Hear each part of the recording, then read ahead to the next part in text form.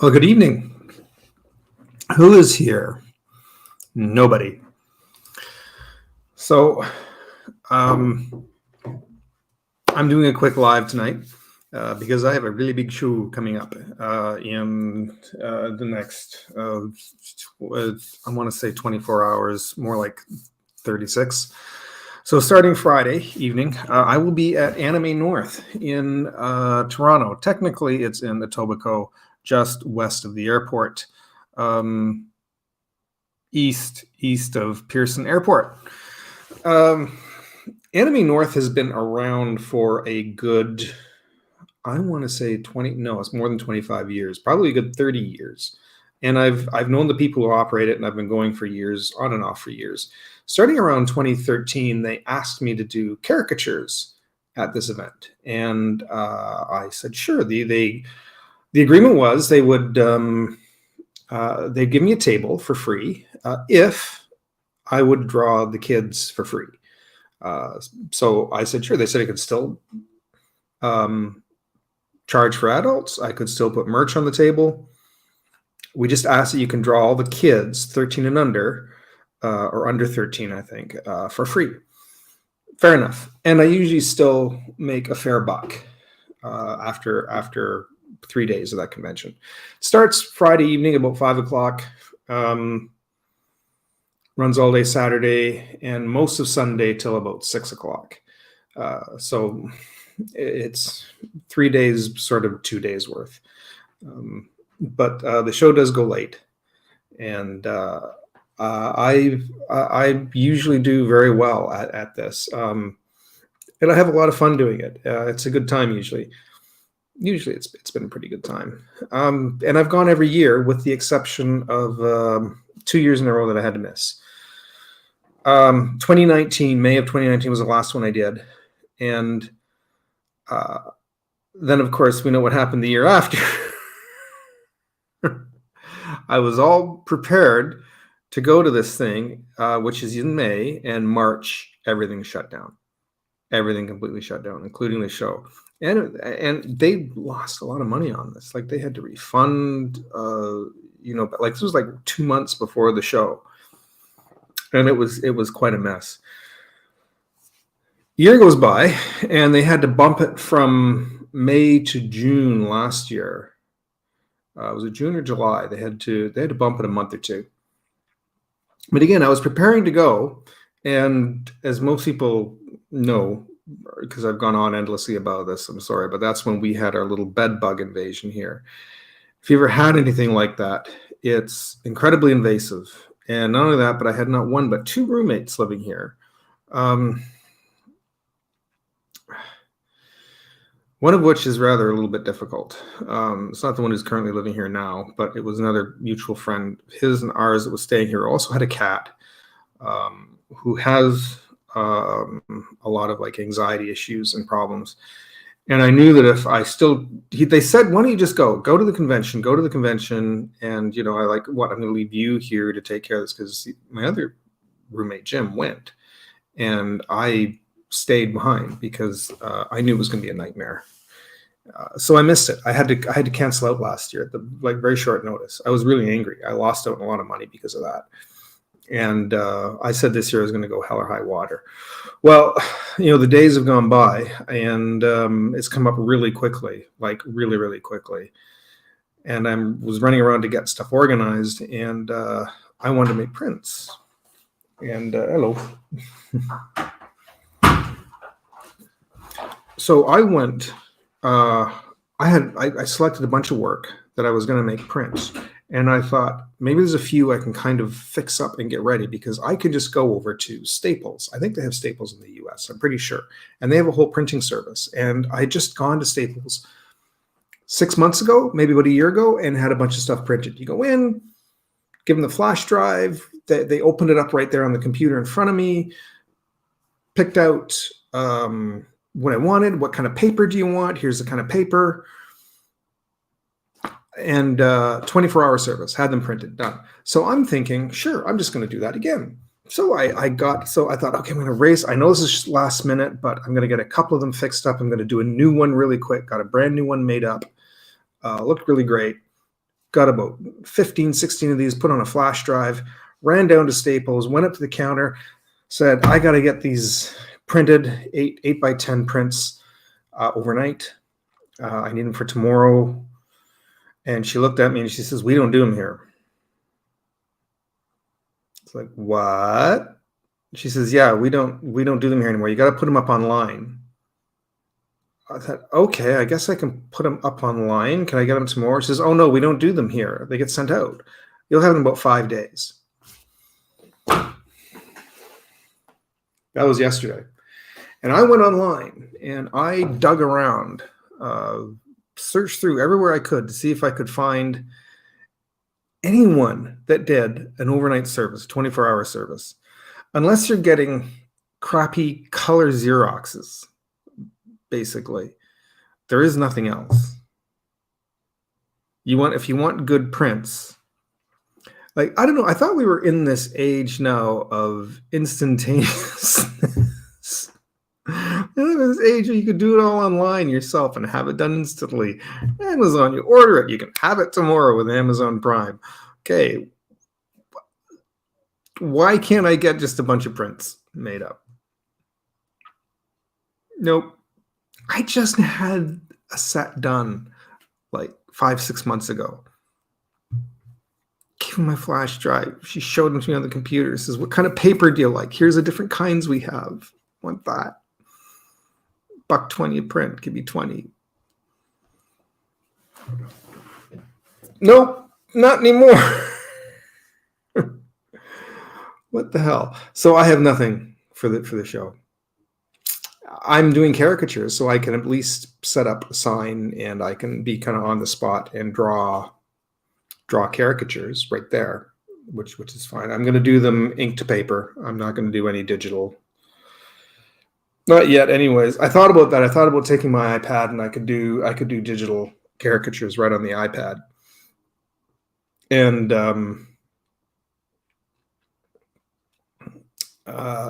then maybe email it to them.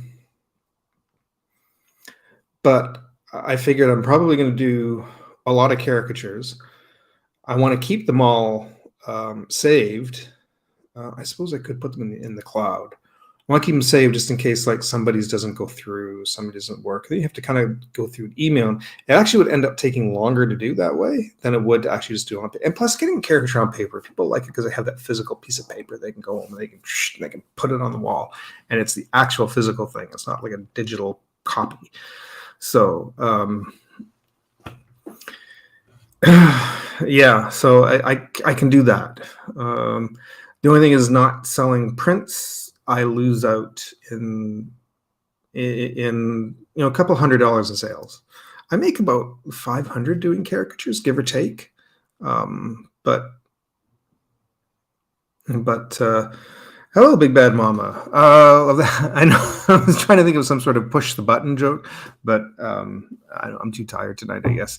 But yeah, I've got a bunch of these goofy hats. They're Halloween hats I got at the thrift store. At Halloween, they get a whole bunch of piles of Halloween stuff. It's a big deal at the thrift store. And so I picked, and they're new too. And I bought a bunch of like goofy fun hats, and I have kind of a fun shirt with a bow tie and that I usually wear. And yeah, I've totally forgot to take the hats. This evening I went up to the hotel and we delivered a bunch of my stuff, and I completely forgot about my hats. So I got to see if I can dig out my I have like a purple and green striped shirt with a bow tie, and hopefully I can find it.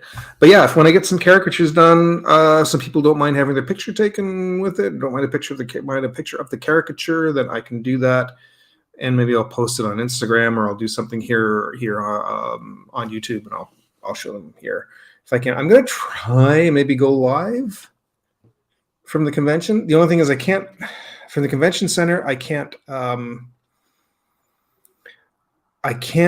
go live from the convention center because they don't have Wi-Fi. They charge $300 a day for Wi-Fi. $300 a day for Wi-Fi, if you can believe that. That's outrageous. At the hotel, it's free. So maybe when I'm over at the hotel, I can try and go live for a bit. But I will. I definitely will try to do that. I have some actually on my Instagram account. If you go back about 3 years to the last show I did, I think there's a picture of me there with the whole getup. It's a different hat. I forget which one I had on for that, but I have some there. But if I do wear it again, I definitely will. I'll definitely put them up. It's weird going back just 3 years, because I swear to God, I looked at pictures of when I was at the last show at 3 years ago, 3 or 4 years ago. I think it was 3 years ago. Yeah, 2019, 2021. But man, I look like I was 10 years younger. Like I just feel like I'm aging 5 years for every year I'm living. At least it looks like it to me. I don't know. Maybe Keith Richards is sneaking into my room at night and stealing another year out of my life. I don't know, but I need to still get a bunch of things ready though for the show. I found my Anime North badge. I've had this for years and years. They used to give them out to staff, and you can see one there, 2018. These are great. These little wallet badges are fantastic. I love these things.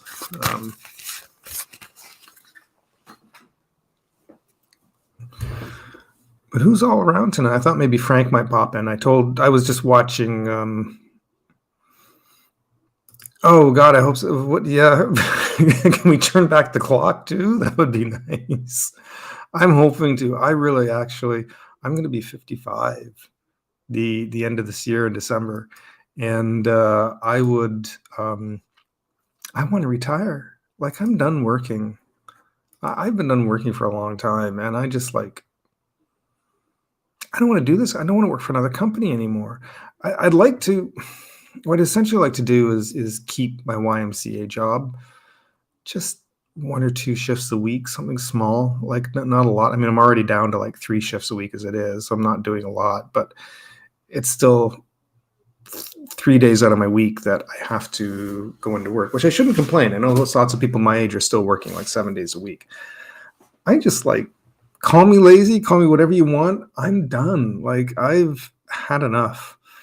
And so that's why I kind of wanted to take this year and try and get something going with my artwork, which has been a little bit of a challenge, to say the least. But live and learn though from this experience. Once this convention's over, I'm still actually going to go and make prints, merchandise, buttons, stickers, fridge magnets. I want to get my work kind of all made on different things that I can. So if a show comes up, I just have to pack it and take it with me. That's it. I don't have to think about rushing to get something made up and then worry that it's not going to get ready in time. Way ahead of now. Anime North is the only big one I really have planned for the year. There is other conventions coming up in the summer. I'm not sure if I'll be at. If I'll be able to do them. See, the Anime North I can do because I get my spot for free. But most conventions charge a lot for a table. And I don't know if I actually make enough to warrant paying for a table. That's the only thing. And I need new business cards made up. I'm taking some of my old ones. I have to scratch stuff out and rewrite some on a bunch of them. And so yeah, it's a thing. And hello, Seven. How are you, sir? It's good to see you. Nice of you to pop in this evening. That is a really strange color. I wish I could change the theme of this. But yeah, I'm hoping to. I might, if I can't go live, I'll at least try and shoot a little bit of video there that I can maybe post at the end of the day. But I really wish I could kind of go live for a little bit. I was saying earlier that I would. They don't have Wi-Fi. They do have Wi-Fi at the convention center, the Congress Center. They want $300 a day to use their Wi-Fi. $300 a day. That's crazy. And same thing if you want electricity, if you want an outlet, a table with an outlet, what was it? I think 500 for the weekend. Like, how are you supposed to make any money when they charge that amount? I know it's a giant convention center, but honestly, that's just gouging. These are the same conventions that you're not allowed to take food into.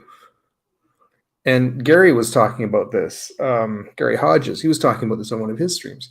You're not allowed to take food. You can't even take in a bottle of water. I think Anime North will let you do that, at least. The Congress Center, I think, will let you do that. They would refer you by theirs, but if you can't stop people from like having a bit of water. But no, they have those little food corners, those little food places where you get pizza and it's like $12 for a slice of pizza. But you can't take in food. Like, it's absolutely ridiculous. So I don't know how people make money at conventions. It confounds me. But yeah. So yeah, after this convention, once it's done and it's out of my hair, I got to get back to work on the anthology because that's already almost a third up. I don't barely have anything done on it. I haven't been able to do anything, so I need to get my ass in gear on that. It's not going to be ready in time. I'll have like maybe a couple of pages worth if I'm lucky. If I have enough to tell the intro of the story, that will be fine. What was it? Yeah, I was saying earlier, I'm going to actually start getting some merch made up right away. Here in Burlington, this little city of Burlington, Ontario, we have these little mini conventions. They're like the little one-day things that are Sunday afternoons from 10 to 4. And I've done a couple of those a few years ago. They were, at the time, they were $30 for a table. They might be 50. If I have some merch, maybe that might be something. Hard thing with merch is that you have to somehow be creative. You can't just sort of go, I'm going to make up a superhero that nobody has seen or heard of and then put it out and expect people to buy that. They want their Batman, their Spider-Man, their Superman. They want character. They want something recognizable in the merch. So somehow I have to come up with ideas that are either catchy or recognizable without crossing the line into copyrighted material. And that's kind of a tricky point. There is ways you can do that. Jumpstart the archive. Make new.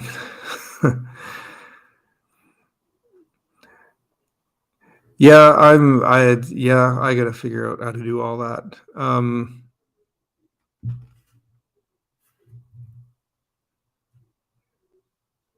Get to know distributors and publishers. That's something I have no connections that way.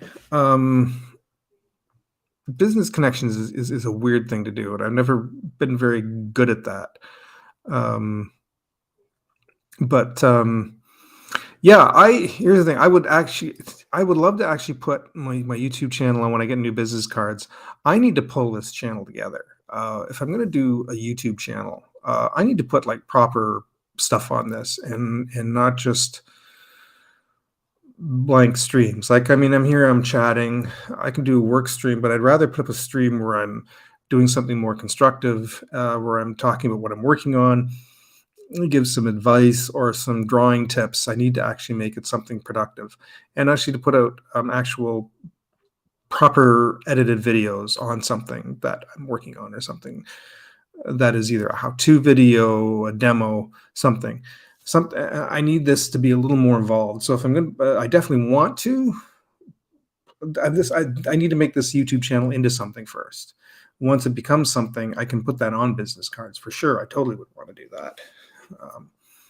But I need to kind of get my ass in gear on this channel. It's got to come together. I need to start doing a lot more drawing. So that's what I'm hoping to do with the anthology, is do something like Joshua Kemble does. It's like he goes on and he does his drawing streams and talks while he's well, he's actually drawing and he's describing the process of what he's going through. And he talks a bit about thoughts about art and art business and being an artist and being a cartoonist. And I need to get my ass in gear. I'm not getting any younger. I read,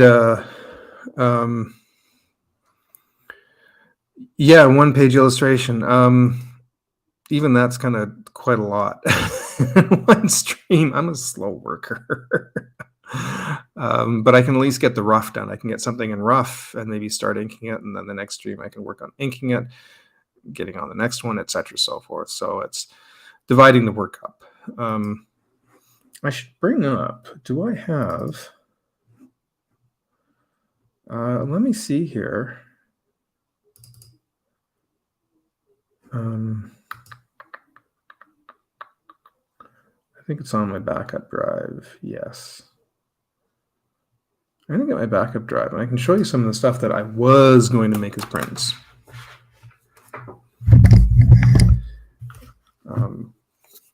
But yeah, art is a funny thing. Because there's this whole thing about, they warn you, you want to be an artist, you'll be a starving artist. Well, what? In this day and age, no, you don't.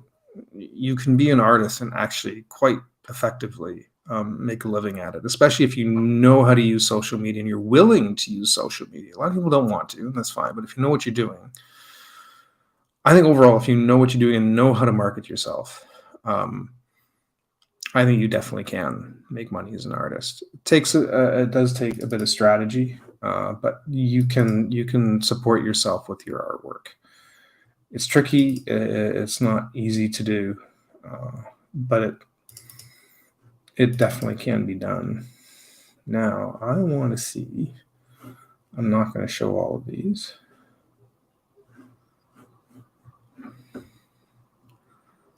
There's a new one that I just did.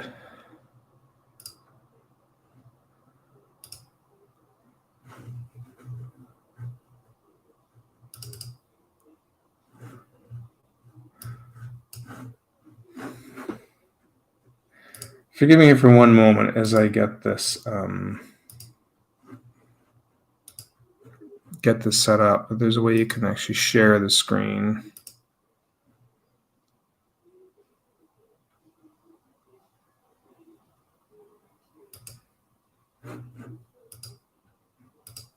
Some people, I think, have seen some of these before. Why am I so small? That really shrinks me down. Oops. They changed this around a little bit. No. Okay.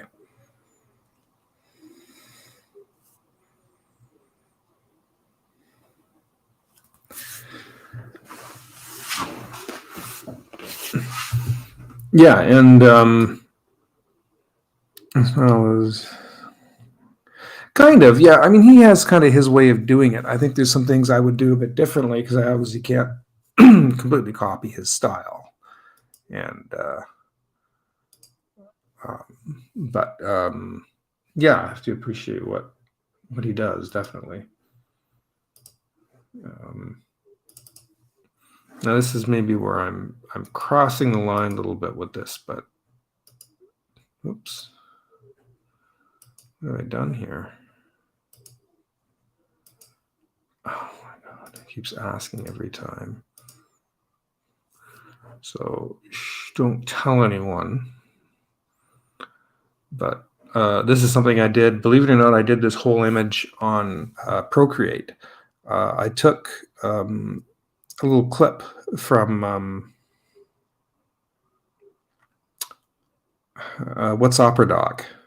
And this little scene just kind of made me chuckle. And I freeze framed a couple of them. And I was bored one night and decided to just kind of redraw it. And Kill the Wabbit, that's the one. I love that cartoon.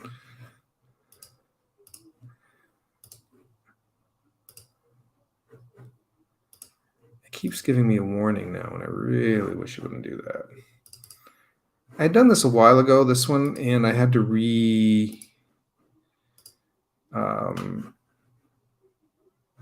I had to redraw it actually to fix it because the face was off. So I redrew it, recolored it, and I thought this would have made like a cute poster.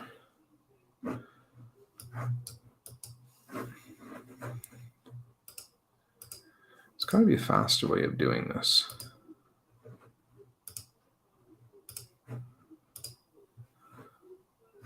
This one I've had I did ages ago, also on Procreate. That nebula in the background is a really neat brush that just makes this sort of space age look to it. But that would look good on a t-shirt. It really would. It's expensive. Canada, and everything's expensive to do up here.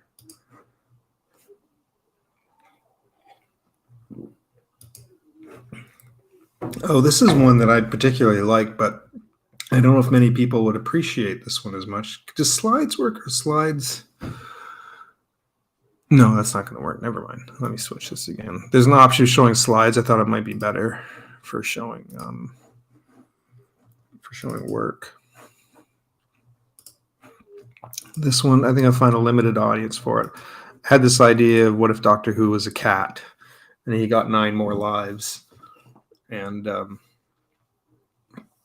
originally I had an image of a TARDIS in the background, and it was like a full picture of a TARDIS. And I thought, no, I can't do that. I can't mention Doctor Who. I can't do anything. So I thought having this little neon thing that just sort of outlines the shape of it without really saying what it is. And they gave it this little bit of this 80s quality to it with a little light on the top, right? And I thought it'd be just enough to kind of hint what it is without saying what it is. But I don't know, I would love to see Doctor Who regenerate as a cat. A talking cat. They'll never do it, but I think that would be great if they could do that.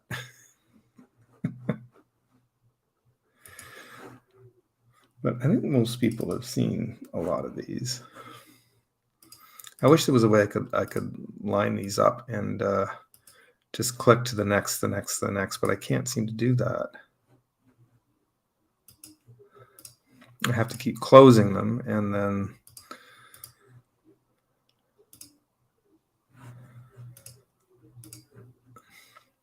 but few people got this one. A few people kind of had to do a double take and think about it for a minute before somebody actually messaged me on Facebook one year, like, why is he carrying a bottle? I don't get it. I'm like, did you read it? So yeah, for some reason some people were not happy about that one. So this was one, somebody did a little contest about animating a character. And so I submitted this one, and I sort of think he wanted to go with it, but I sort of made it too complicated for him. So.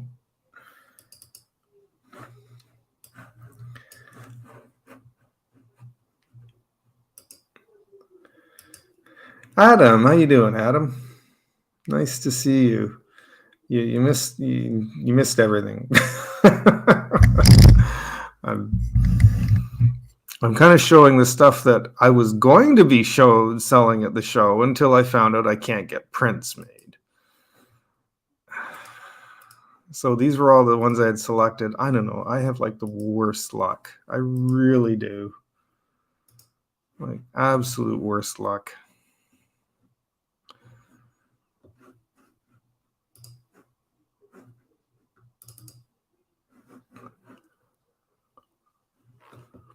And here's another one.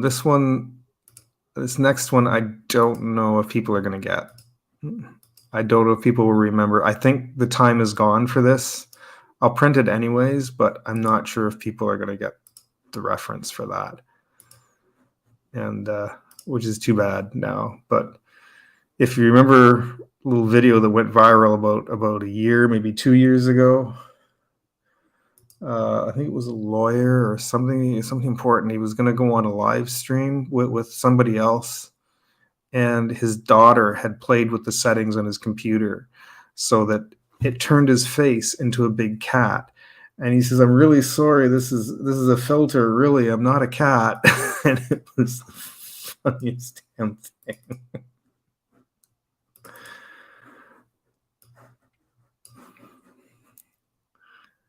Let me see. We'll go to the next one. Is there anybody here who has Irish blood?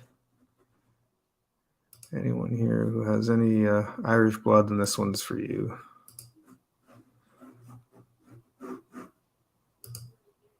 think I've lost everybody. I'm down to like one viewer.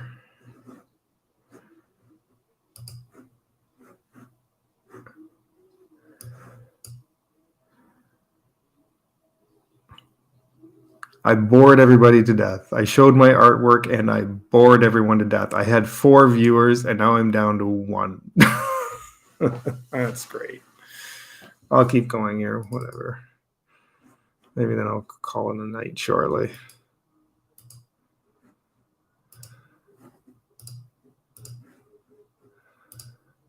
I've shown this one before. The cereal box of Mano's Cereal of Fate.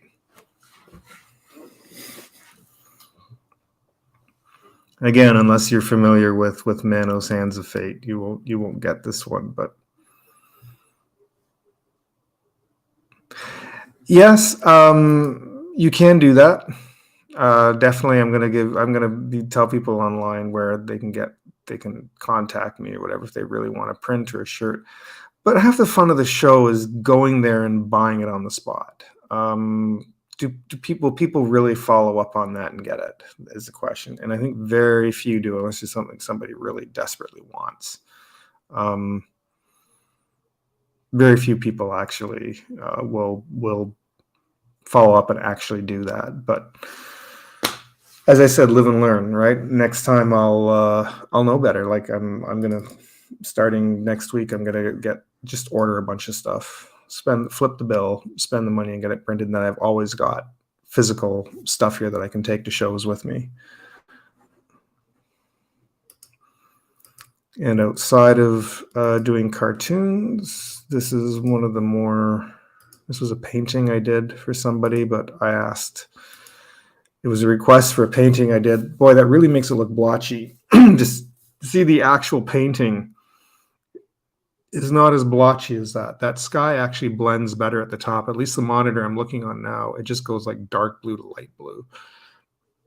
And even the clouds are very separated on here. But the original painting I did was quite large. It was like over 18 by 20. And it was bigger than that.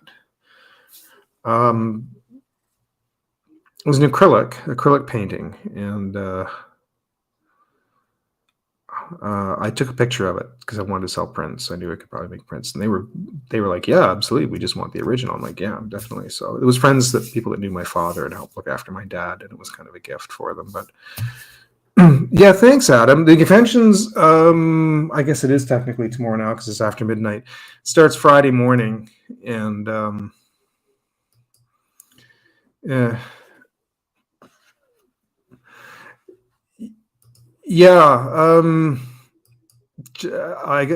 tell you the story. I was explaining the story early, and I'll tell you what happened here really quick in a nutshell again. So I wanted to get prints made, and I have a Staples right down the street from me. The Staples, like 5-6 months ago, I was just in there, gave them a flash drive, showed them what I wanted to get done. They opened it up on the computer for me. They asked me what kind of paper I wanted, and they gave me a selection. I picked the paper I wanted for prints, and 24-hour service, got some lovely, nice big poster prints made up, different sizes.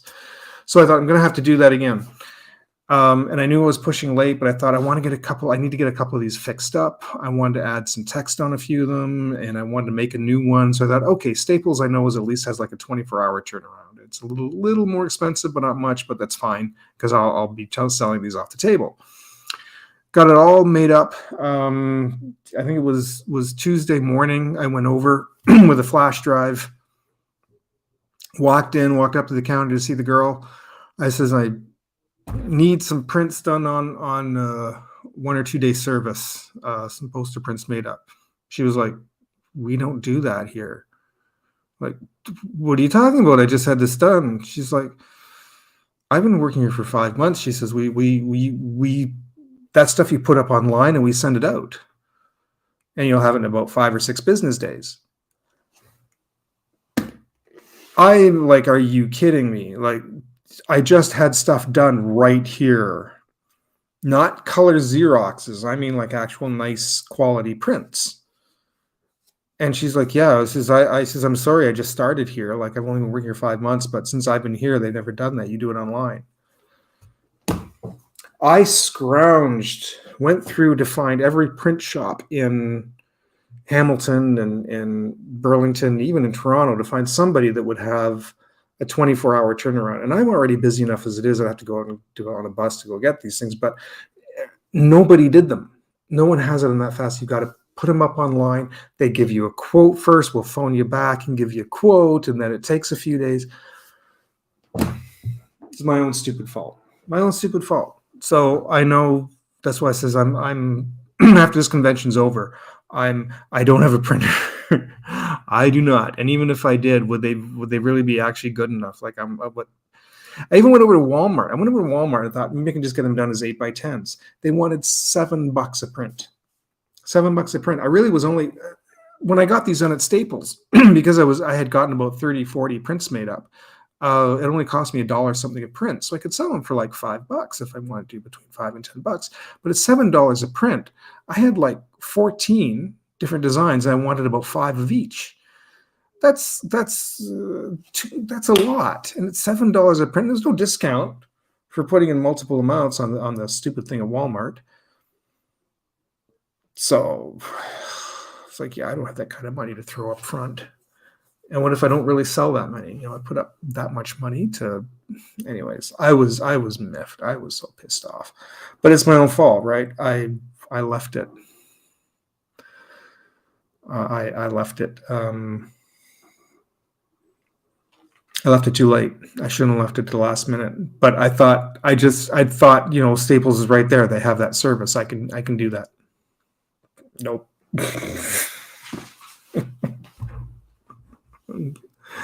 And I felt kind of dumb. I want to say it's like my own stupid luck, but it was my own fault. So, but yeah, so that's why I'm gonna actually, after this convention, I'm gonna actually start ordering slowly, order stock, and then just thank you, Terry. How are you doing? So I'm just going to get stuff. So if any other conventions come up, I don't know if I'll be doing any more this year. If I do, it'll just be the little cheap ones where the table's not that expensive.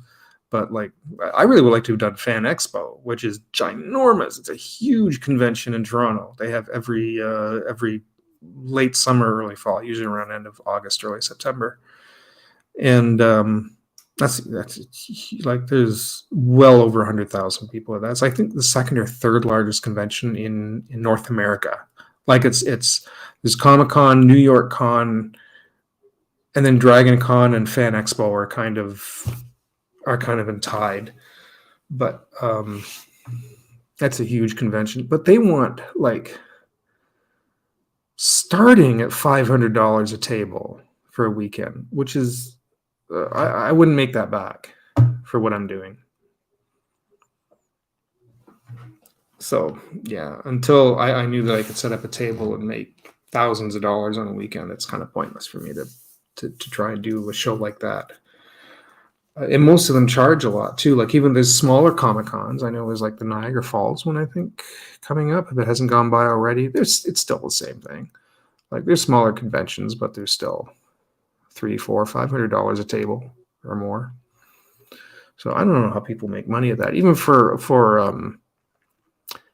Artist Alley, you get a table in Artist Alley.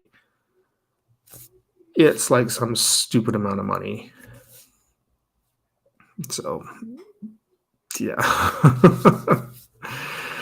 I'm gonna try and I might stream a little bit from the convention because I was saying earlier that I'd like to stream, but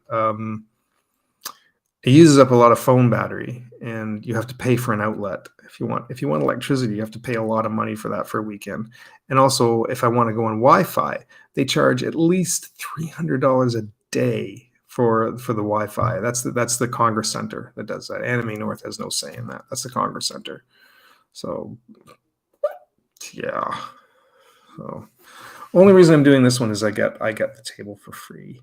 Although if I know the people who run this, if I wanted, they could probably give me a really good deal on an Artist Alley table if they couldn't do that. But because I'm doing kids caricatures for free, they give me a free table. I can charge whatever I want for adults and sell merch if I had it. I have a few prints. I have a few poster prints. They're actually already at the convention center. We went and took them there this evening. I have some old Godzilla posters I had made up years and years ago that I took down there. I painted like a long time, like they're dated like 1996, but they still sell. People still really like them. So, but yeah, it's. But how's everyone else doing? I've been sitting here yakking away, and I'm probably not going to stay on too late. I think in about shortly. I think I might. But I was. You're 10 and 96. I wasn't. I was only. I was in my late 20s. I was 27. Yeah. 96 still to me does not seem like it was that long ago. Like I still remember where I was living in Mississauga. I still remember painting them. I still remember doing them on a kitchen table. And it just does not seem like it was that long ago. I was talking to a friend of mine that my mom passed away in 99, and she passed away from a long fight with liver cancer. And I said, that's coming up 25 years. I said, it's actually been 25 years. Like, it doesn't seem like I still remember that whole event. Contacting the family and that whole process, the service and whatnot, people who came back to the apartment afterwards. It just, I thought, that still feels like it just happened. Like, I don't know. I just getting to be in your 20s in the 90s. Yeah, I was lucky. I'm a Gen Xer, right? So I'm yeah, I guess I did. I guess I always thought maybe I don't know. You always think maybe there might be another era that might be better, but yeah, I had it pretty good. I got to see like a lot of progress through my life. Considering when I was a kid, we had a little dial black and white TV set when I was growing up, and when Dad brought home a color set, that was a big deal in like 1974. We had our first color set, 73, 74. Yeah, so to see that process of where we came and where we went through, but yeah, I know that's my.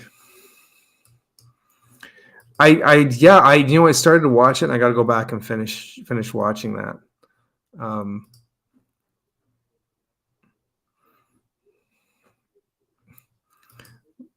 But yeah.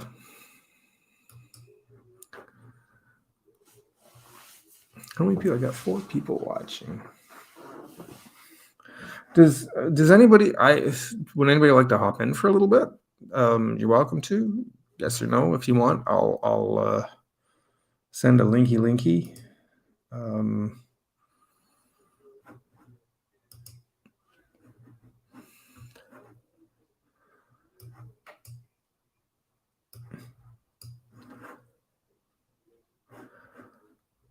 You can't floss in the Oh, you will be able to shortly. In about another 10 years, you can do that. I'm a huge nostalgic, and I'm a huge sentimental nostalgic. I just reminisce way too much.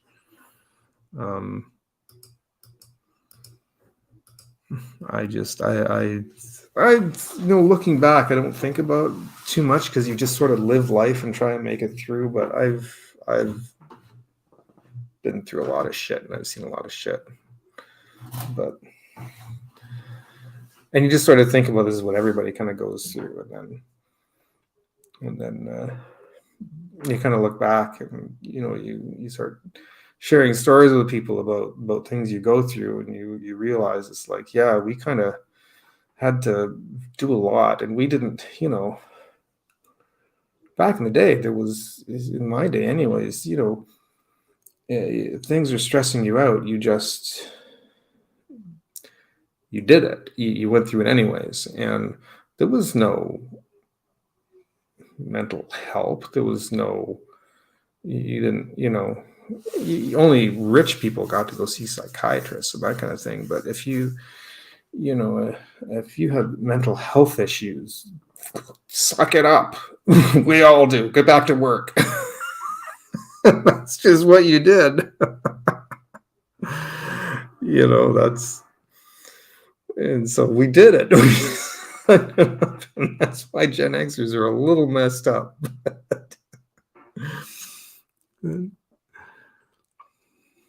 Let's see, just read some of the drink. That's really bright pink. I can't even read that. I want to do and other stuff I didn't know was working. Wow. So you got to work with a lot of people.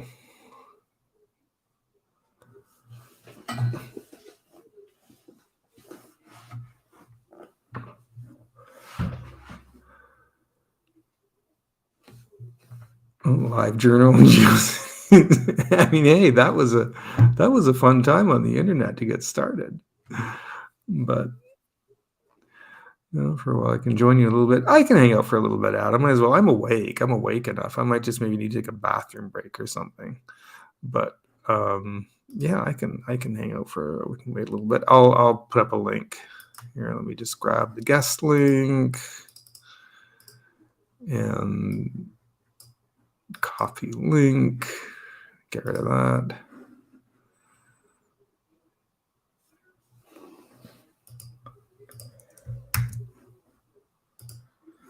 I'm not sure what you mean. Still need to suck it up on God. I'm not sure what you mean. Did I just send it to the right person? Please tell me it's now Streamlabs Talk Studio. It's not Melon anymore. Apparently Melon was bought by Streamlabs, and now they have Streamlabs. It's the same layout. Thank God. It's all the same stuff. I flipped out the one night when I discovered that Melon was gone. I was like, oh, I just paid for another month. And Streamlabs kept coming up.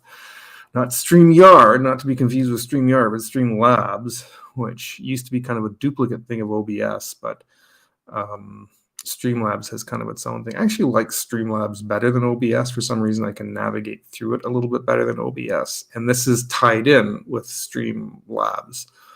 So, but StreamYards is a whole different.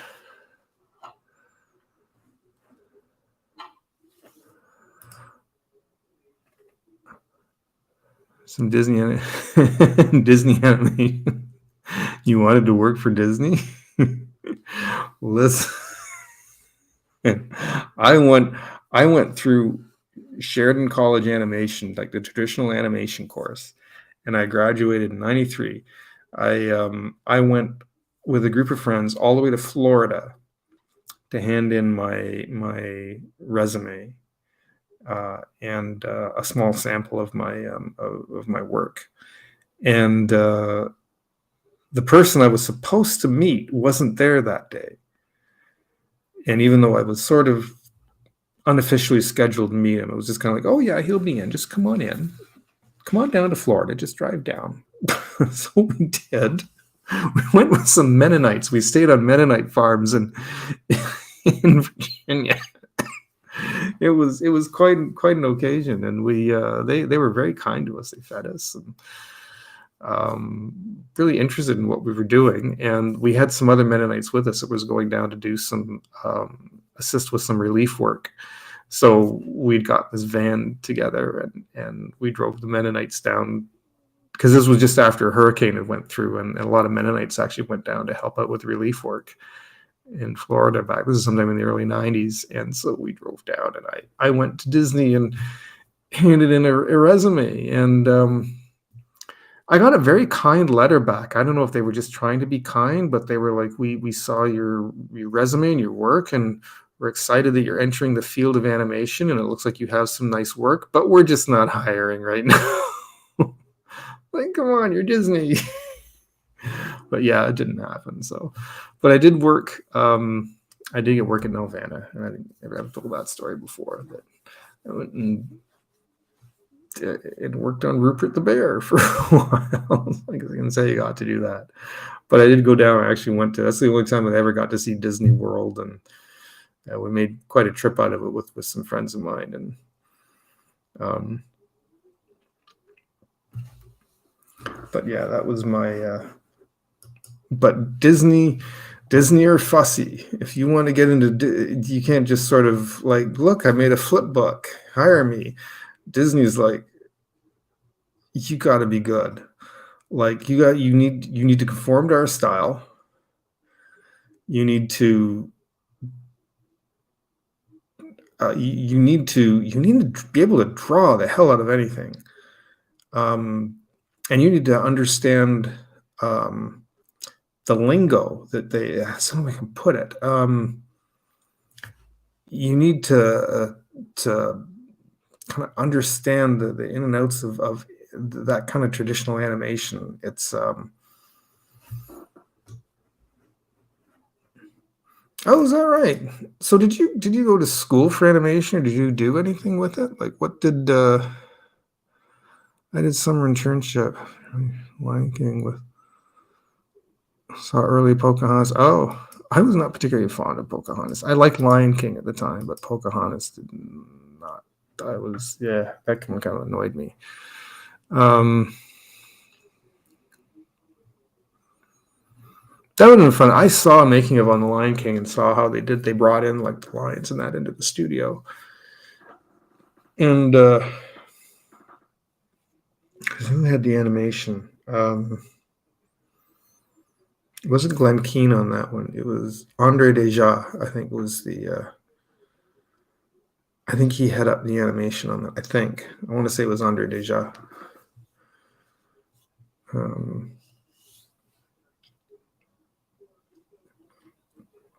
But yeah, I would love to have gotten. Mind you, I think most of the big animation is done in California. Florida at the time was kind of more their small projects and demos. They used to have a studio in Toronto for a while back in the mid 90s, 96, and that was not an easy place to get into. I had a friend of mine that got in at the time. She got in a job there, and all she got to do was in-betweening. She worked on the Beauty and the Beast Christmas special. That was done in Toronto, or a good chunk of it was. But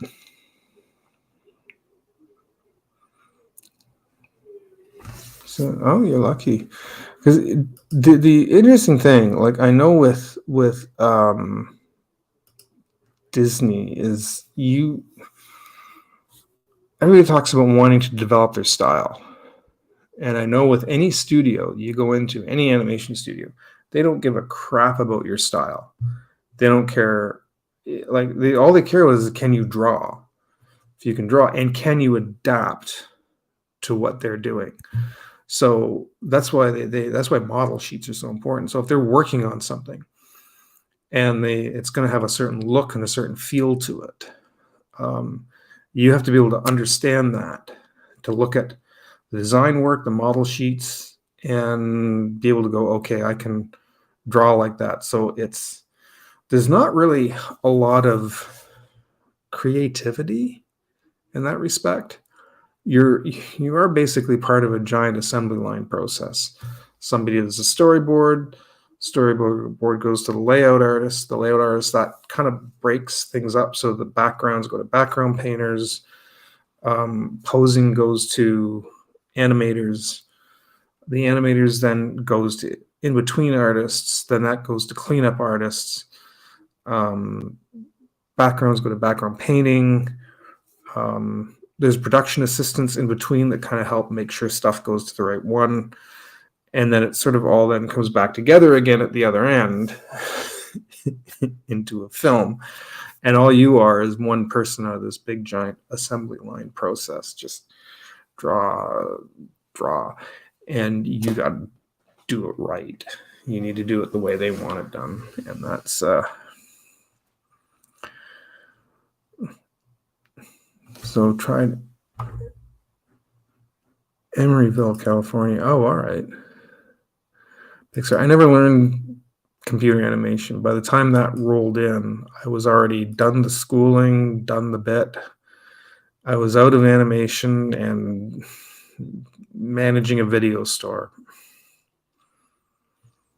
And as much as I wanted to try and turn things around, when you have to make ends meet, when you have to work and pay your bills, and everybody's egging you to just get work for now, pursue your dreams later, just get it on now. Well, you go and work a full-time job and you come home and you're kind of burnt out. And so, especially if you do retail, nothing fries your brain like working with the public.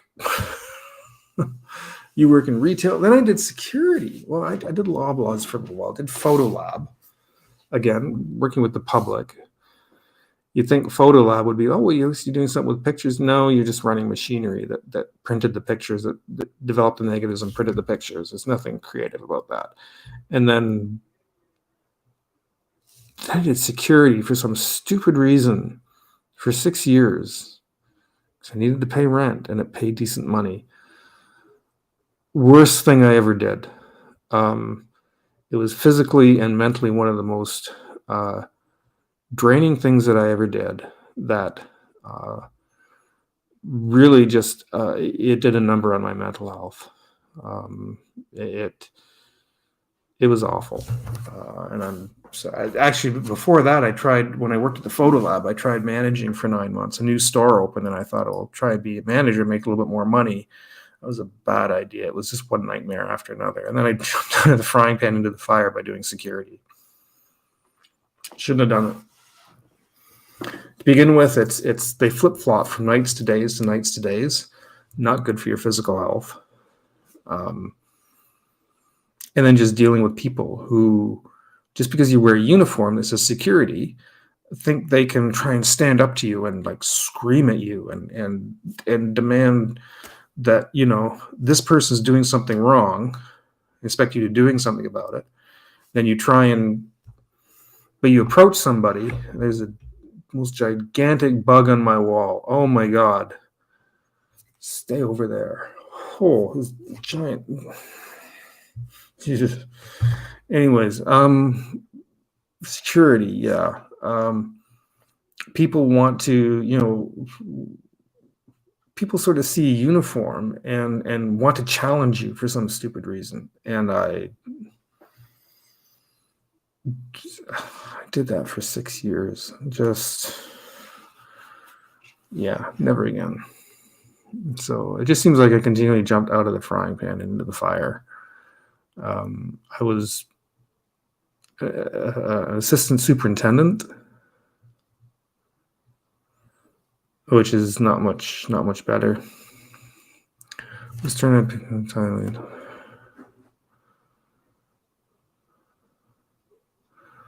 Oh, is that right? Yeah. Well, at least janitor, you don't have to work directly with people.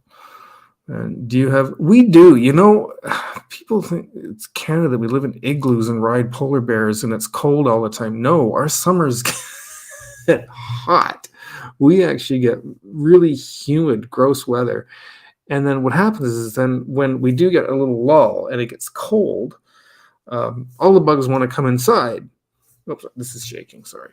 All the bugs want to come inside. So then they all so now I'm getting ants, and I'm getting those millipedes that are like that long that you have to destroy with fire and nuclear armament. I just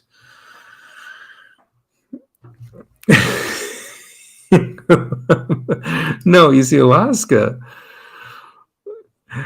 No, Alaska, apparently you don't, but apparently people seem to think as soon as you say you're from Canada, they think we like ride a moose to work, and we all apparently are all bilingual and speak French. I don't know hardly any French, so it's it can get cold, definitely. You know, you go up north, you get cold winters, believe you me, but I wish. I know it'll just bite me and leave a giant welt. I've been bitten enough by bugs. I don't need any more. But he's somewhere hiding in the corner of my room somewhere. Yeah.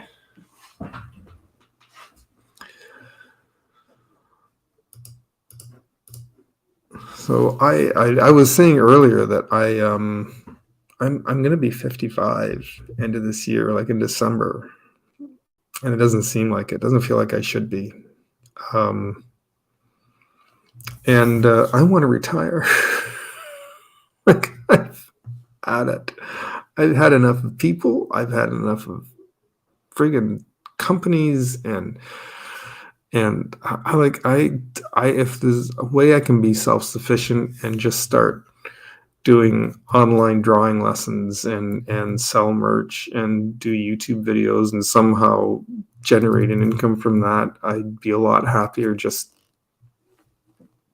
staying away from people. But yeah, I've had enough. Like, I'm done with that whole scene.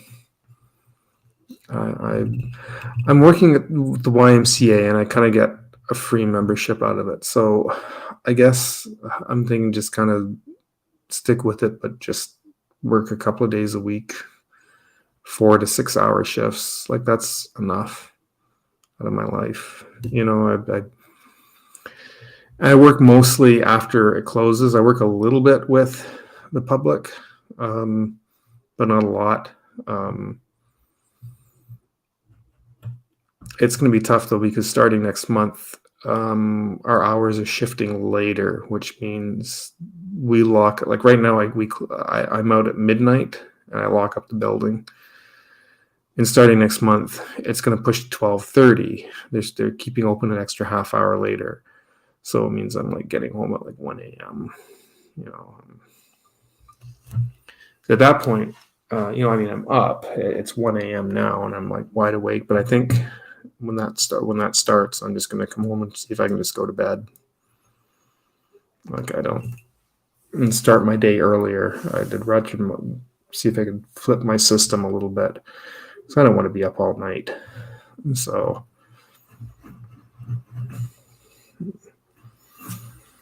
Yeah, this is getting really warm. I think I might take this off if my hair doesn't look terrible. It's getting super hot. This is my hat for the Anime North. One of the hats. I've got like a bunch of these old Halloween hats that I got from Value Village. The thrift store that I used to work at there just before COVID, they have a contract to sell Halloween stuff. It's a huge deal. They have a huge thing for I think this is not Spirit Halloween. I forget who they have a contract with, but they get lots of crazy stuff because they sell costumes like mad for Halloween. So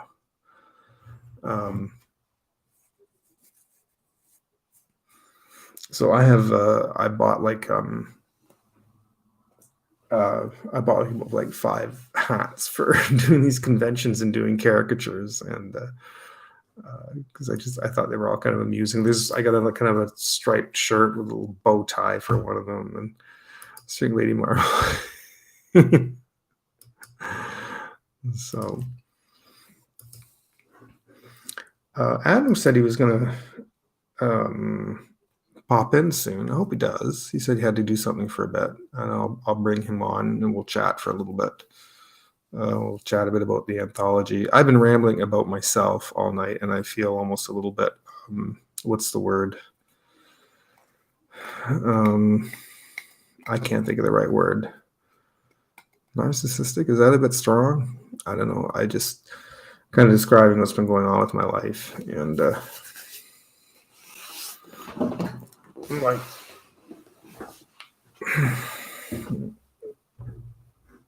I'm just kind of waiting for this convention to kind of come and go. It'll be fun. I'll make lots of money at it, but once Sunday comes and I come home and I sleep, I'll be done for a while. Hopefully, after I get about a day's rest, I can start work on this comic again. I'd really like to get going on that. I have to be able to draw caricatures again. I haven't done like straight ink to paper caricatures in a while, and I haven't even had time to practice. So well, it's going to be it's going to be awkward when I go to start on Friday night. Yeah. No. I think we have our guest on here tonight. Here he comes, ladies and gentlemen, Mr. Adam Lohr. Hey. Hello, sir. How's it going? I'm doing good. I'm doing all right.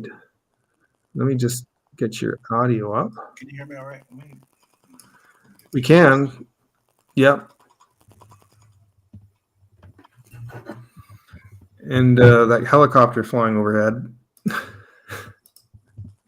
Is there really? There's a little bit, yeah. Seven's going to charge me for insurance therapy session. It's like riding a bike. Yeah. Wait, do you hear a helicopter sound? I hear it very faintly. It's not terribly loud. I hear it very, very faintly. I don't know if anyone else can hear it. Oh. Well, that's not good because I'm not on my other computer. Oh. So hopefully that's not what the sound is. But it hasn't done this for anyone else, so yeah, Terry. Well, I've never had that sound on this computer. On this one. It's not very loud. It is very mild.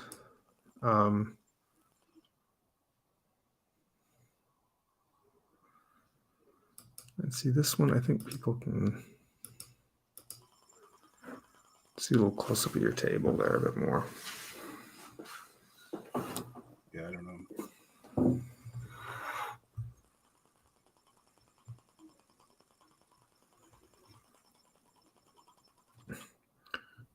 Phone was dinging on some notifications. Why do people contact me after midnight? More people that contact me after midnight than during the day.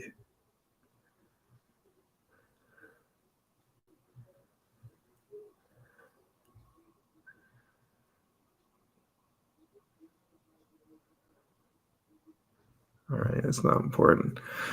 So how are things coming along then for the for your part in the anthology? Here, just give me a second. I'll be right back.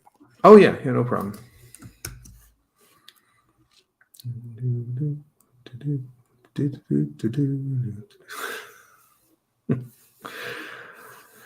you know, I want to get a keyboard because I actually used to be able to play.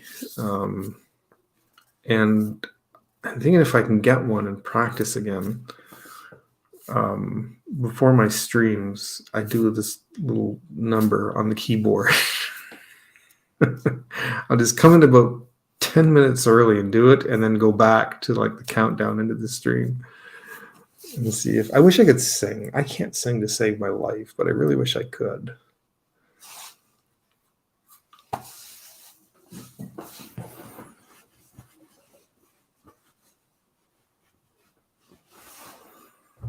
Well, hey, if you're going to be listening to something, The Doors is a good choice. I like The Doors. I like their use of the organ in the background. I was just talking with keyboards, but I like that in their songs and their pieces. Well, everyone can sing exactly, just not well. Yeah, I would like to be able to sing to some decent degree if I could, but it's just if I attempt to sing, I'll get noise complaints in the building. All right. Is there still a weird sound?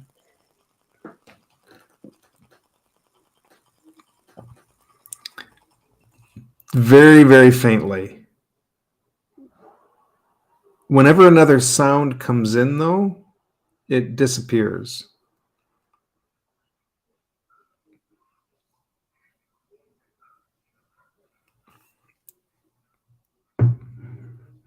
Yeah, she hears it.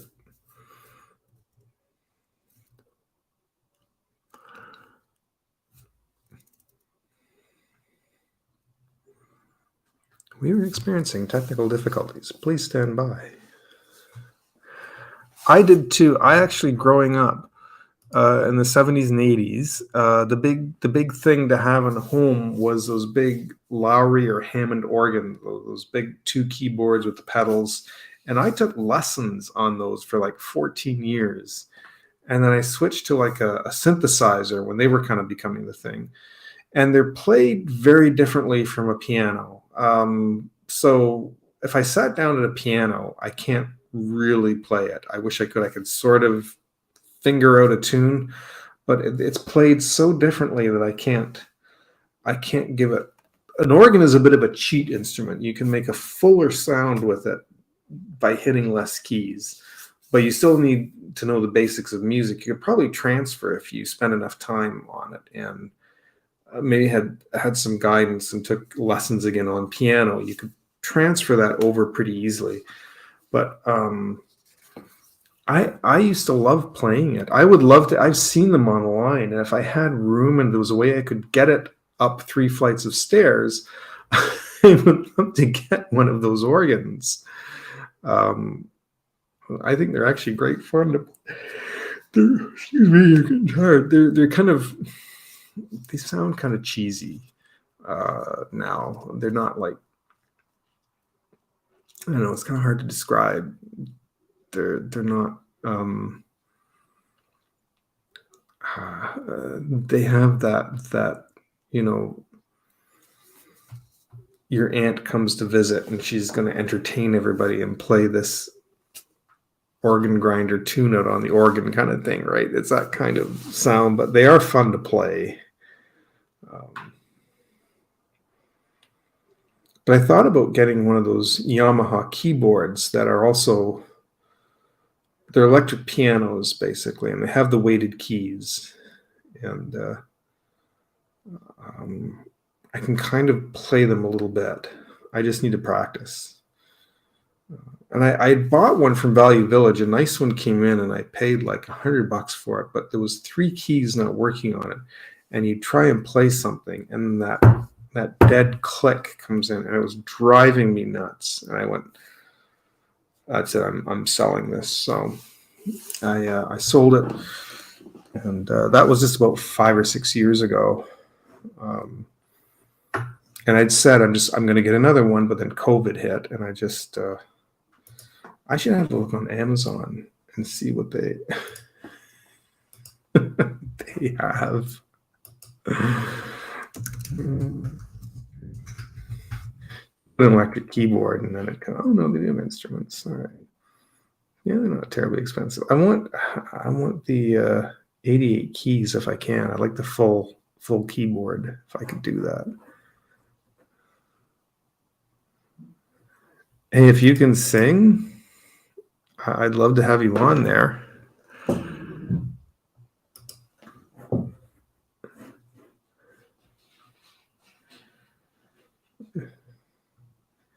I would like to learn to be able to sing. My neighbor downstairs is a very good singer, and he sometimes goes around to the different pubs and he plays guitar and he sings. And he's actually, you see him, you wouldn't think he was somebody who could sing, but apparently he's very, very good at it. He's also actually a really good artist. I was thinking of talking him into seeing if he could come on here sometime. He's kind of almost a modern hippie in a way. He's kind of has like a lot of tattoos, and he's a very free spirit. And when he gets time off work, he likes to travel the world. He goes all over the place, but he'll travel very simplistically and won't tries not to stay in hotels, and he travels around by riding a bike. And you're crazy, man, but he'll stay in I don't know, he'll go like Mexico or somewhere in Africa or something, where he's just I like the guy though, but he does some really interesting art, and I'd like to see if I could have him on sometime if he's not, when he's home and he's not working, or he's not somewhere in another part of the world.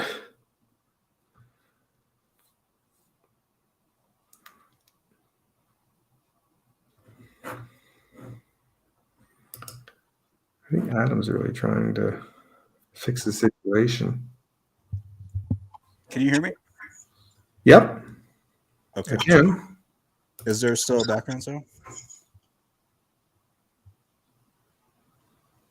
No, I don't hear it. Okay, good. I don't understand what is going on, but it's so weird. It must be, I can't figure it out, because it has to be, maybe it's like my computer itself is doing something. All I've done was I've taken my laptop and moved it away from my PC. I was like next to my PC with my laptop. Oh. So I wonder what if some kind of feedback. Maybe there's some kind of like an electrical feedback from the computer itself. I don't understand what else it possibly could be. Yeah. But anyways, sorry about that. Yeah, no worries. Yeah, well, I've got plans, 7. I've definitely got plans for that. I may surprise people in the coming months. I'm trying to contact a few people.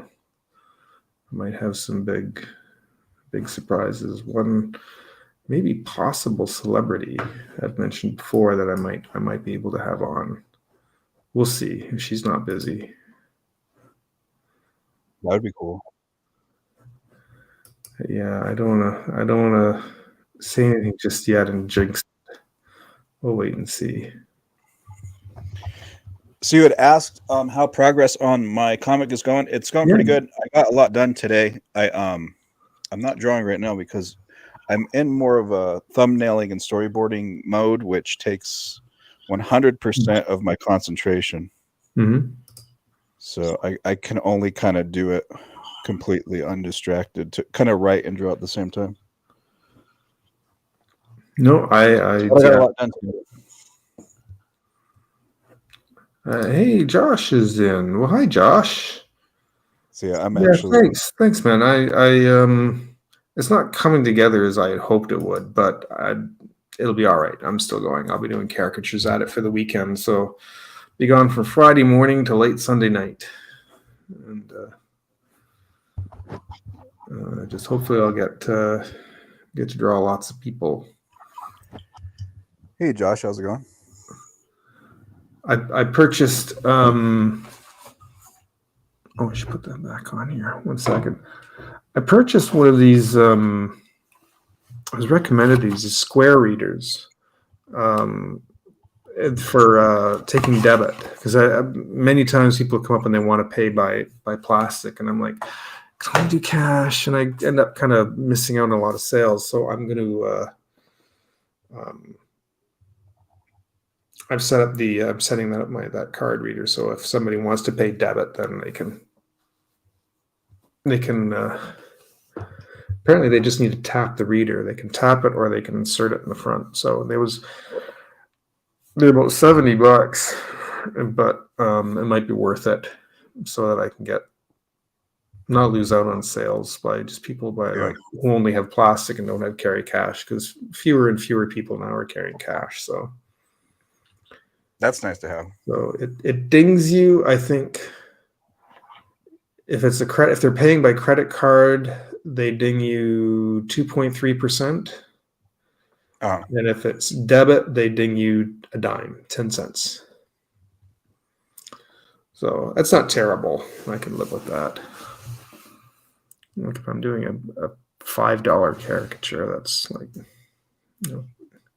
not a huge. I was very inspired by Joshua's recent video. So I stopped working on my comic tonight. I'm just playing some Tetris right now. Oh, I realized I stop drawing instead of playing video games. I'm making excuses, not comics today. No, I did get a lot done though today. I got some hard work done on storyboarding. Charge them more. I do. If they're paying on debit, I charge an extra quarter, and it adds tax on it as well. So I tell people it's about, you're going to pay a little bit more if you're going to pay on debit. If you have cash, I'll take a flat rate cash. But if you want to pay on debit, it's going to be a tiny bit more. I have noticed, like for this anthology, I was planning on just any like random side thing I was wanting to do. I was just planning on not doing it. Mm-hmm. And lately I've found if I just kind of take an hour or two and do like play Nintendo or read about color theory or something, I kind of get it out of my system. Right. And I feel like it's helping more than just completely avoiding certain things, but that's kind of where I'm at currently. Right. I don't know how long I can do stuff like that for. It's sometimes you need that little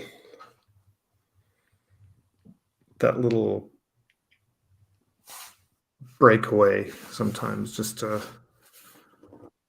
I find it kind of recharges me too, like go and do something else and come back, like instead of just doing the same thing over and over again without cleansing the palate, so to speak. Right. Yeah, for sure. Terry says only 5 for a caricature. Actually, I should say it's 10 for adults. The show, it used to be 5 for a kid, and I do it on a little 8x10, and it would be like a really quick one, and I would charge $5 for kids for the little ones. Is what I used to charge at the fairs, and years ago when I used to do the outdoor festivals. But for Anime North, the agreement for getting the table for free is I do the kids 12 and under for free. I can charge adults. I think I charge them $10 per head. If they want just a head and shoulders, is $10.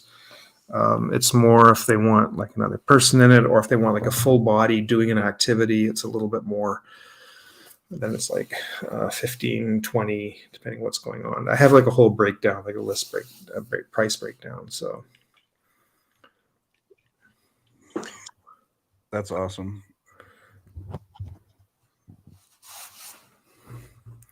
Trying to see what Josh was saying. It was like Tetris is the best game ever.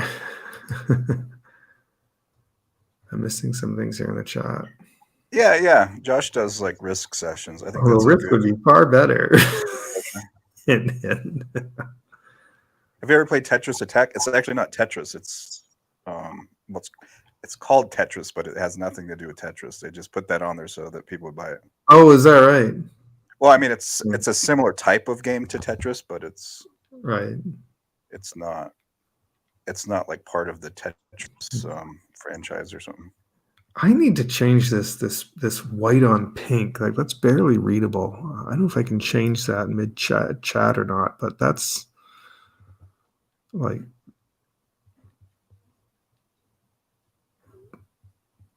Josh says it helps you reset. Yeah, that's good. Definitely. Last time I did 100 days of making comics, the first thing I did, like as soon as I finished, is I just spent every waking extra hour I had playing Final Fantasy. Like I just wanted to do nothing, play video games. It's funny because I don't really play video games that much, but something about working on comics makes me want to play video games. Like if I'm working on stuff every day.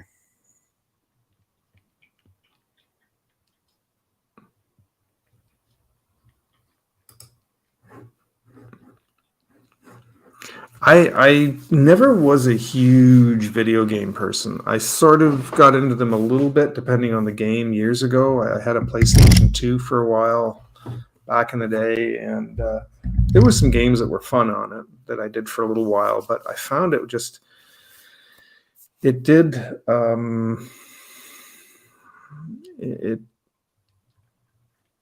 it would kind of eat too much time, and I thought I started to feel kind of guilty for spending so much time playing something that didn't have any. I felt like, anyways, at the time that it didn't have any kind of value at the end of it. It just was just like a way to kill some time. It was fun. Some of them were really fun that I used to play, but I played stuff no one else really played.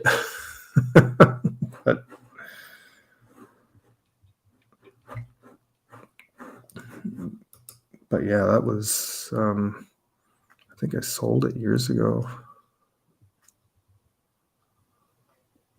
I still have Josh, some. have you ever played Tetris Attack? I think that Tetris is the go-to game for more than just a couple people in our community, it seems. I used to, what did I have? I had like one of the Godzilla games, because I was a big Godzilla nerd, so I had to buy one of the Godzilla games for PlayStation 2. I think it was like Destroy All Monsters Melee or something like that. But I had one of the Godzilla games that I used to love playing. There was one. Well, Josh says he did Final Fantasy all the way through. Oh, full game, yeah. I think that Josh, you and I were like revisiting Final Fantasy like around the same time, because that must have been for me year before last. Familiar with a game from Japan called Katamari Damacy? Oh, a little bit. That was where you basically you started with this little ball and you started rolling things up, and as you kept getting bigger and bigger and you rolled up more things, that was really addictive. I spent way too much time playing that, but I really liked it. I remember, like, I remember at one point I was so excited by that game, and I think someone showed it to me, and I didn't really have access to it, but it was very appealing to me, but I didn't spend much time with it. It was like, I think it was for PlayStation 3. I think it was called Flower, but I was really addicted to that for a while too, until I reached a point that I couldn't get any further and it was driving me crazy. But it was literally flower petals, blowing in the wind, and it was very relaxing. And I think you had to pick up more petals and bits of grass, and then you had to hit certain points along this journey. This gust of wind took these flower petals and everything through, and you had to hit trees and certain points and gain points, and you had to do it within like a certain amount of time, and you had to pick up certain things. And it became, actually, what started relaxing ended up after a while being a little bit difficult, and it frustrated me when I reached this point. I couldn't get any further. Yeah. But I really liked it. It was just this really gentle music. It was the sound of wind through grass and trees, and I really enjoyed that a lot, actually. Apparently, there is an online version of it somewhere, but I've never been able to find it. I don't know if it even still exists anymore.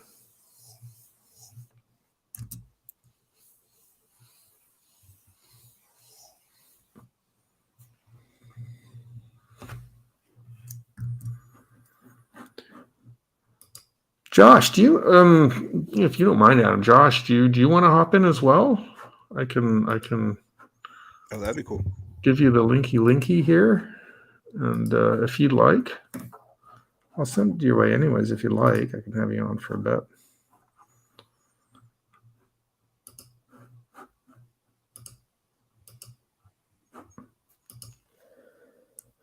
I don't use StreamYard. I use well, it's not called Melon anymore. It's what is it called? Talk Studio Streamlabs, but it's the same idea. It's the exact same idea. Just it looks a little bit different, but yeah. But I can give you a link here if you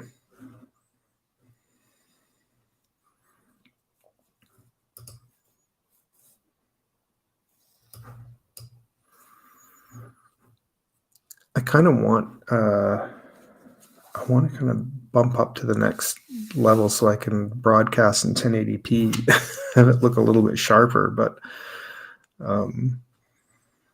it's 720, which is fine. I guess it works, but I just thought you get a few more bells and whistles, but I think it's like Canadian. It's like $20 a month.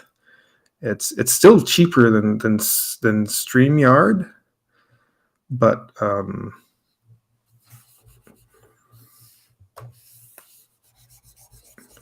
All right, I'll be right back. I just gotta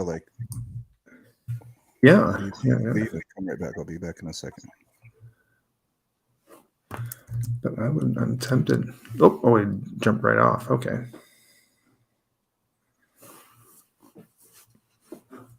I think the same link should still work. I haven't stopped it, so I think the same link still works. But Josh, I did send you a stream if you wanna hop on in too, or if anyone else wants to for a bit. I shouldn't have already been on an hour and a half. I shouldn't really be up this late, but I'm kind of awake.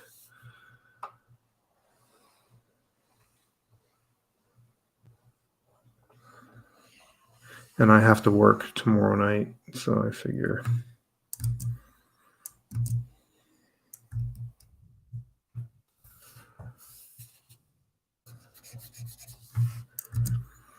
I started chatting with Adam there. I opened up Sketchbook Pro just to do a little bit of when I go to do caricatures this weekend, I thought about changing up the style a little bit and seeing if there's a way I could go with something that looks a little bit goofier than what I'm used to drawing. And oh, hey, there he is.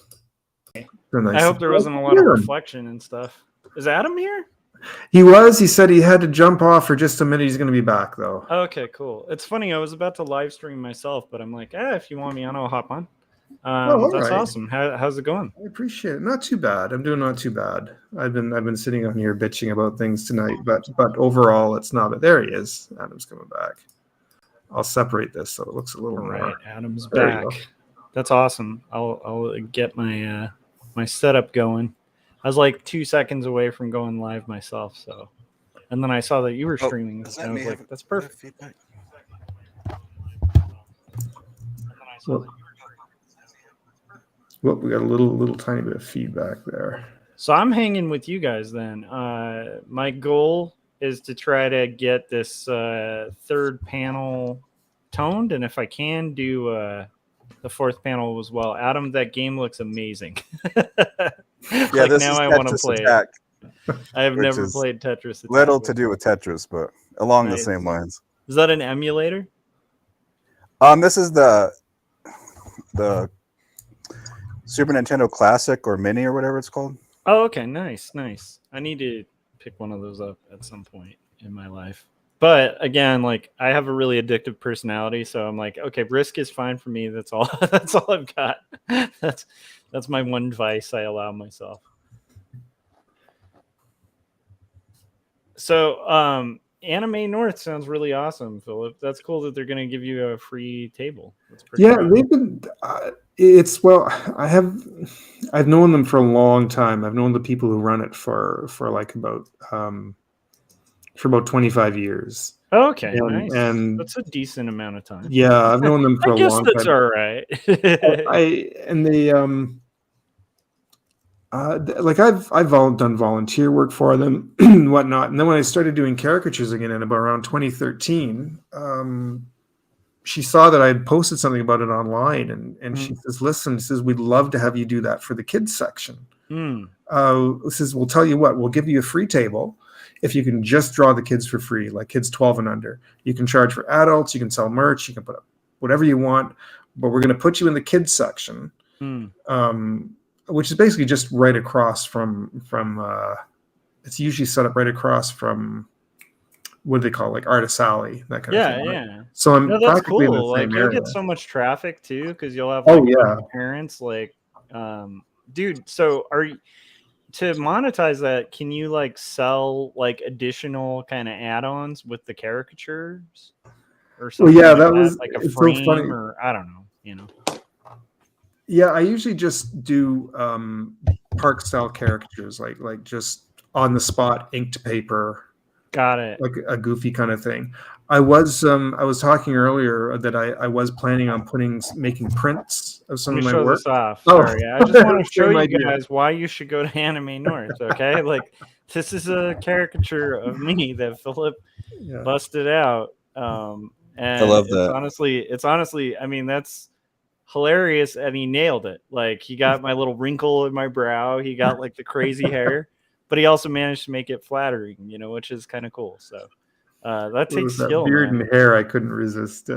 I love it though, because it's kind of true. I mean, it's funny. Dee Dee this morning, I posted one of my vlogs, and she was commenting. She's like, "Wow, did you get your haircut?" And I was like, "No, this is just what I look like in the morning when I'm like ready for work and like going out in the world. Like I don't always, my hair's not always like a mad scientist. It just ends up that way by the end of the day, you know." Adam knows though. Adam, have you ever wanted to do the mad scientist hair? I know you do. My hair might have been characterized as a mad scientist type at certain points in my life. That's awesome. Yeah. I don't know. It's a tempting style. Like there's a part of me that looks at like Einstein, and I'm like, that is one classy fellow. I've I kind wanna of see- had it before. It gets a bit messy. Yeah. I tried to grow long like half a year ago, and then I realized I looked really bad. Like I can't pull it off like I did when I was 16, you know. Excuse me.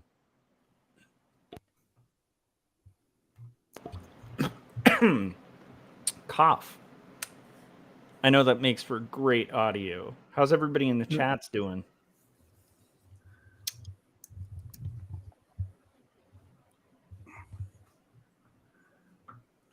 Well, we've got a couple of new ones. We had 7 earlier. We've got Roll for Takuro.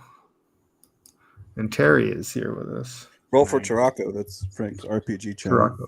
Oh, Frank. That's Frankie. I always forget that's Frank. Frank Salazar.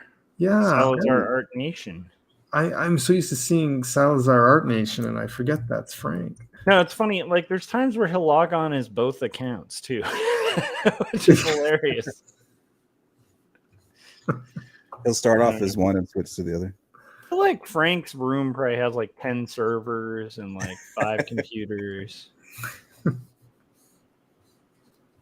Well, I realize similar to certain aspects of comics, I cannot play Tetris Attack and concentrate on a conversation at the same time.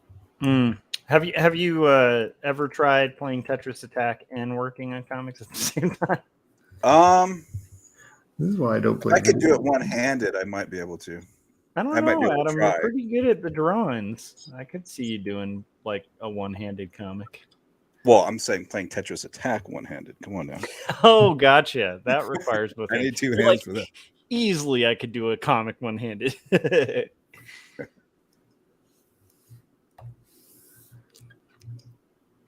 is why I could never. I was never one to get deeply involved in video games. Like I did for a little while, but yeah. But I just I felt like ate up too much of my life. Yeah, I'm And kind I of was with never you. even that much into it, but it just was like, I can't do this. Yeah, I'm kind of with you on that. The last gaming system I owned up until getting the little NES emulator was the NES, and then every other gaming system like Super Nintendo, all of that was either roommates or friends of mine. But like I never owned a system, especially when I went off to college, because I very quickly realized like I'm the type of guy who I will stay up till like 3 or 4 in the morning to beat something, and that's not a good thing. So I don't know. I think it's because I'm slightly, well, anyhow, I've talked to Adam about this, but I think I'm slightly autistic. And so for me, like a challenge like that is just insanely addictive. Like I will just keep going until I beat it. And that can be really unhealthy. So I kind of like Risk because it's a challenge, but it has like little sub games that are kind of easy to leave once you're done, play Okay. the game and then it's easy to leave behind. But Cool, yeah, yeah. I don't game a lot other than my style of gaming is like the old school stuff. Like I don't like modern games very much at all. They're just boring, and I haven't played them enough. So like if I go to a friend's house and they hand me like a new controller, I'm like my dad was with like an NES, So I don't know. Adam, do you own any gaming systems other than the emulator? I have old Nintendos and Super Nintendos from like back when I was younger, and I have like the mini versions. Nice. And I So do you're have kind of similar though. You a don't do modern games, or do you do? well, I have a newer Switch, games? but I've hardly played it at all. Switch games though are a little different because they're a lot more similar to like NES games. Yeah, I don't know what. I think it might be just the controller or something. I don't know. I haven't gotten that into it. And having these other systems, I generally will play. I'd much rather replay my favorite Super Nintendo game a million times than check out new games for the most part. Yeah, I can understand the appeal of SNES, but like anything beyond that, just the controllers don't feel right. I don't know. I like the old games where it was about like mashing like only a select few buttons. Yeah. I don't know. Once it gets to the point where it's like, okay, and then you toggle like the thing on the back like 5 times, I'm like, what is this? Like, this is nonsense. Give me a joystick or like a NES controller with A and B, Yeah, that's what I love about Nintendo and Super Nintendo. It's like it was just simple enough that there was enough stuff there, and it was just I don't know. It became kind of exciting when some of the other stuff beyond that came out, but it's like I don't know. It just seemed like too complex. Yeah, and I had roommates like, early on that had other gaming systems and I'd enjoy them and stuff, but it just never, I don't know, it never clicked like a good, like, I think there's just something from the games of that era and the way they were designed that's like really appealing to me, Mm. Somehow games aren't as fun when they feel like really realistic. Yep, that's how I feel about it as well. I'm really impressed by what they can do now, but Oh, my wife just asked, what about Game Boy? I definitely had a Game Boy for sure. Oh, okay. And I used to play Mario World, I think it was called. It was like the Mario game on there. And there was like a Spider-Man game I really enjoyed on there too, where you had to fight the Green Goblin. And nice. Which is a great character to have on the old Game Boy since everything was pretty much green. Oh, there you go. Green Goblin, no other choice. All my children have Switches. What's up? Oh, it was Frank was saying all his kids have the Switch. My roommate has that. My son really wants a Switch, partially because of this game Undertale that he's like really obsessed with that he can't play yet. But we're probably just gonna get him a computer for his birthday because he's pretty smart. So we're thinking he might want to get into like coding. Oh, okay. And so we want to get him like a little gaming computer or something. Cool. Yeah. Nice. I think that'll work better than the Switch for him because the Switch he'll just play games with, whereas like on his iPad he can like draw and do all sorts of like really creative stuff too. Yeah. Oh, for sure.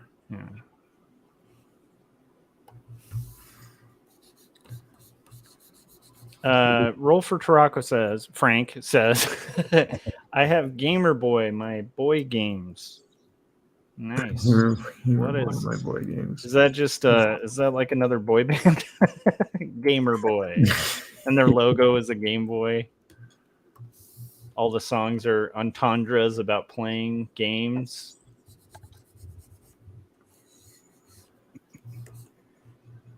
So what are you working on, Philip? Are you working on your comic right now? I have Or gearing up for the con? kind of gearing up for the con. I'm trying just although I'm doing it digitally, when I go to do caricatures this weekend, it's going to be straight ink to paper. And I haven't done that in quite a while, and I haven't even had time to practice lately. So when I go in on Friday, it's going to be pretty rough for me the first little while, I think. So I'm just kind of trying to get an idea of like opening up something here I opened up the program Sketchbook Pro, and I'm just trying direct ink straight to it just to see what I can do here. So nice. Are you going to be using Sketchbook Pro, or you're doing like traditional like ink on paper? Oh, when the show comes, it's going to be right ink on paper. I thought about doing it digitally, but I thought that means I got to take my iPad with me. I'm not crazy about that idea.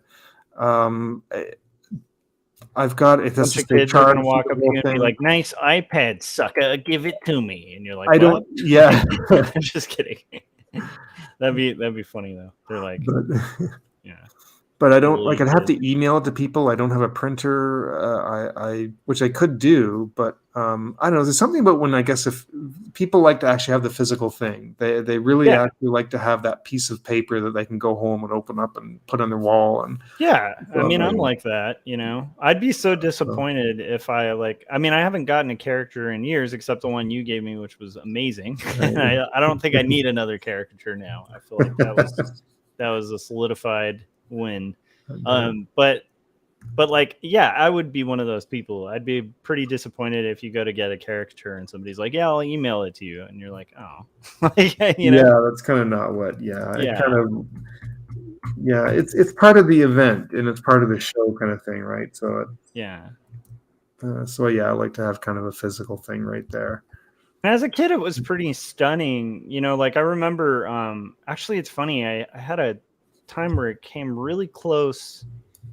Before I went to college, I had this like job opportunity at Disneyland to like do the what is it, the pastel portraits or whatever. Oh yeah. And this guy like kind of recruited me and wanted me to like train with them for like, I don't know, it was weird. You like train for like a month or two under somebody who's been doing it, and then they have you like go to the park. Okay. But it's like you're not like contracted. It's like all in-house, at least at the time. And by happenstance, like they had left a message on an answering machine that was deleted by my roommate. Oh no! And so I missed this meeting, and the whole thing fell apart, and I was like crushed. Because when I was really young, that was like one of the coolest things to see. Was like seeing those guys just like knock out a portrait, that quickly. That's that accurate, It always felt like magic watching, so like even to this day, like, I mean, obviously my ambitions changed a bit, but it's like, even to this day, when I see like a really solid caricature artist, it's like, I know there's shorthand and stuff that you practice to get there, but it's still really impressive. You know what I mean? It's like, to like, for instance, one you sent me, that's not like, that's beyond like the little caricature templates, and that's pretty cool. Like to kind of be at that point, I don't know. It's a skill, man. Because I think the one that I did was just a little quick drawing, just as because you see, I used I didn't even use like an inker on it. It was more of a rough. Yeah. It was more of a rough sort of. But I mean, yeah, that's pretty nice. Still, some caricature artists I've seen these nice, clean, thick to thin lines, and they do this. There's a couple that I follow on Instagram, a few of them that are just phenomenal caricature artists, and they're just, and there's a certain look to them that I like. There's caricature artists, and then there's caricature artists that are just fantastic, and some of them just blow my mind. I just like. So, How do you Philip, I do have that? a question, and I never made this connection before. Mhm. I was just realizing your last name's Chandler, right? Yeah. And I was gonna ask if anybody's ever done a joke tying your name into the Chandelier song. Oh, what's the Chandelier song? Yeah, you know the one that's like, I want to fly from the Oh chandelier. yeah, no, I'm not. Where you could be like, the chandelier. No, Okay, not that. the chandelier. I, Sorry, guys. You know what? I will tell you though, just having known Adam for a bit now, Adam could probably rock that song like a madman. I don't think I know that song. Oh, really? Oh my gosh. It's what's her name? I can't even remember. and the funny thing is, I'm Where's more Wigs familiar all with it because Puddles the Clown actually did an incredible version of that. If you're familiar with Puddles the Clown, Oh, really? There's a Puddles the Clown cover of that? Oh, have you heard of Puddles the Clown? he does like covers, right? Yeah, Yeah. phenomenal singer. If anyone's not familiar with him, like he doesn't say anything, and he just always looks depressed. Yes. But he has the most incredible voice you will ever Yeah. hear on anybody. And he did that for a show. I remember it was one of these singing shows or something he came on to do it for, and it blew everybody away. He does an incredible version of it. But I was more familiar with that song from him doing it. I don't even know who actually did the It's original Sia. version of it. That's it. Sia. Oh, see, oh, all right. Is that who sings it? What's up? Is that who sings it? Yeah. She actually. Here's the weird thing about Sia. Before she was like this huge kind of pop star in like writing music that I may or may not like. Right. She used to do like kind of trip hop type stuff, like really like jazzy, like kind of amazing music. And then I think she just started getting paid a crap load of money by like big pop stars to like write songs for them. I've got something by her on my and I can't remember what it was that she sang. Yeah. I have. What did she? I have to dig it out, but that sounds so familiar. That name, I know. I've got something. I want to hear Adam Lore cover that song. I do. Adam, if you hear it, you get it, because I don't think it's your taste. Like I don't know if you'd like the song, but it definitely would be. It would be like, rad to hear you cover it. If you heard it, you'd be like, yeah, I'd rock this. I don't know if that makes sense. Oh, Breathe Me. That's what she's saying. That's what I've got. Yeah, that's actually from the era of Sia I actually liked a lot. Yeah, that's a great song. Yeah, it is. It's super depressing. That's one of those It songs is. that just will crush your soul as you put it on. I first heard that watching the series 6 Feet Under, and it was used in the finale and the final moments of the whole series. No. Sorry, my wife was No asking worries. a question. Sorry, what was that? Oh, I remember they used that song. The first time I heard it was I used to watch 6 Feet Under, and it was very series. Like it was a series finale. The final moments is the main character was like driving away, and it's flashing through all the characters of what happened in their life in their final years, while they're singing this like really tragic, depressing song. Yeah, and that's a hard like. It's funny because it's like, as much as I'm not necessarily a fan of like her modern stuff, but it's like, she has a range that's pretty amazing. Because the tone she sings that song is like crazy. It's hard to do that, like, I don't know, kind of raspy jazz singing kind of thing. Frank said, I posted a short today and it already has 70 views. It's me spinning a dice. They have spinning dice shorts, and they have the most views. Nice. Oh, okay. Wouldn't it be amazing, Frank, if your day job just becomes like doing short videos of spinning dice and unpackaging dice? That would be a pretty cool thing. You never know, man. I mean, like I have a coworker whose like brother is like makes a living doing Pokemon videos. Oh, really? Yeah. I mean, he just opens Pokemon boxes and stuff. Oh, nice. That's pretty cool, you know? I see people do that. I'm just saying, if that's your day job, like, again, like, I may not want to do that, but if that's your day job, that's a pretty cool, like, job to clock into, you know? You're like, oh, man, I got to buy some Pokemon cards and open them up. Oh, darn. Oh, Ken.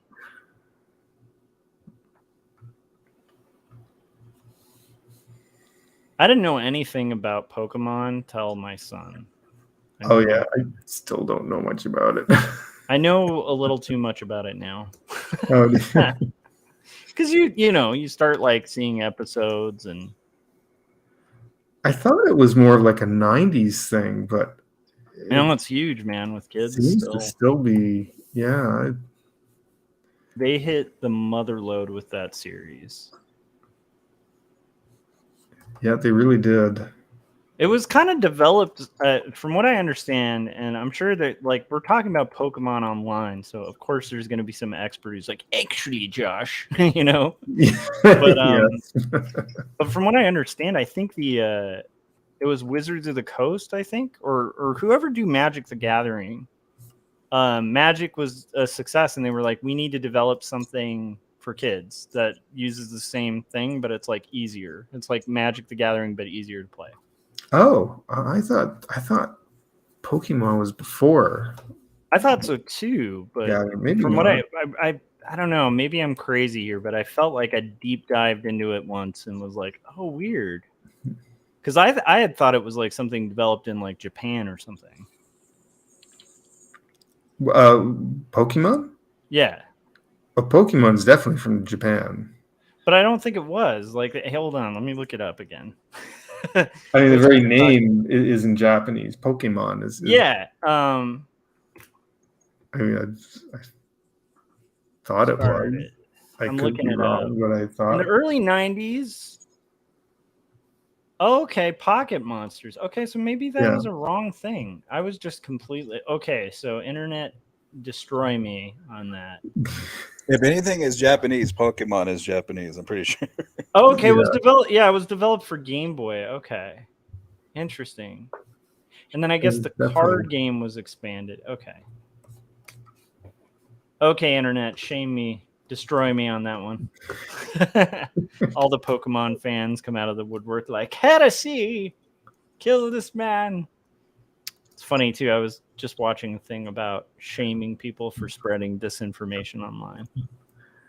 Frank's is Pokemon the video game first, as far as I know. I thought the cartoon series started first. Maybe it was the video game. I don't know.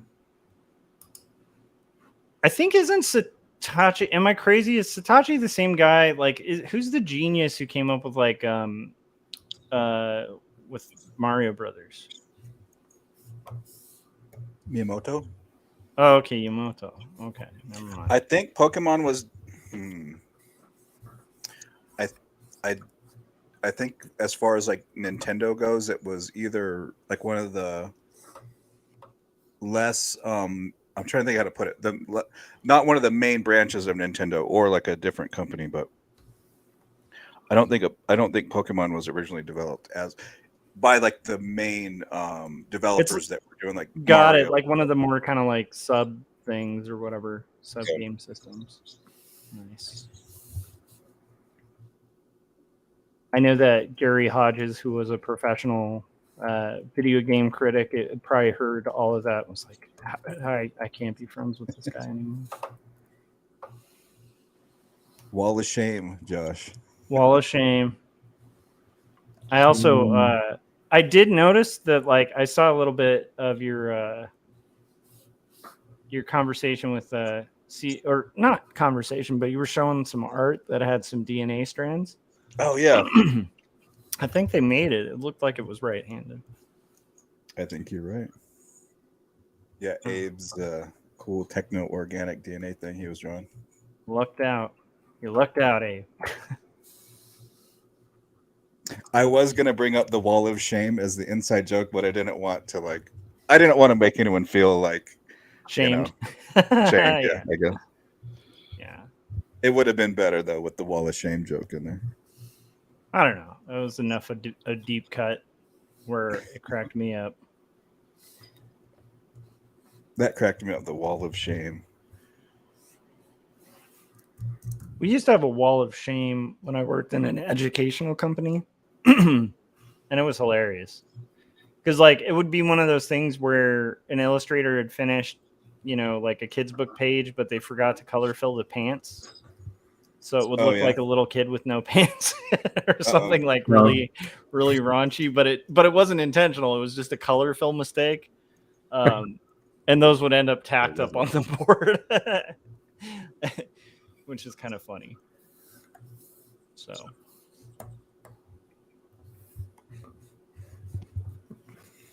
We would always do jokes there too. Like I remember one time we had to do these like flashcards, where it was like, like learning like phonics or something like that.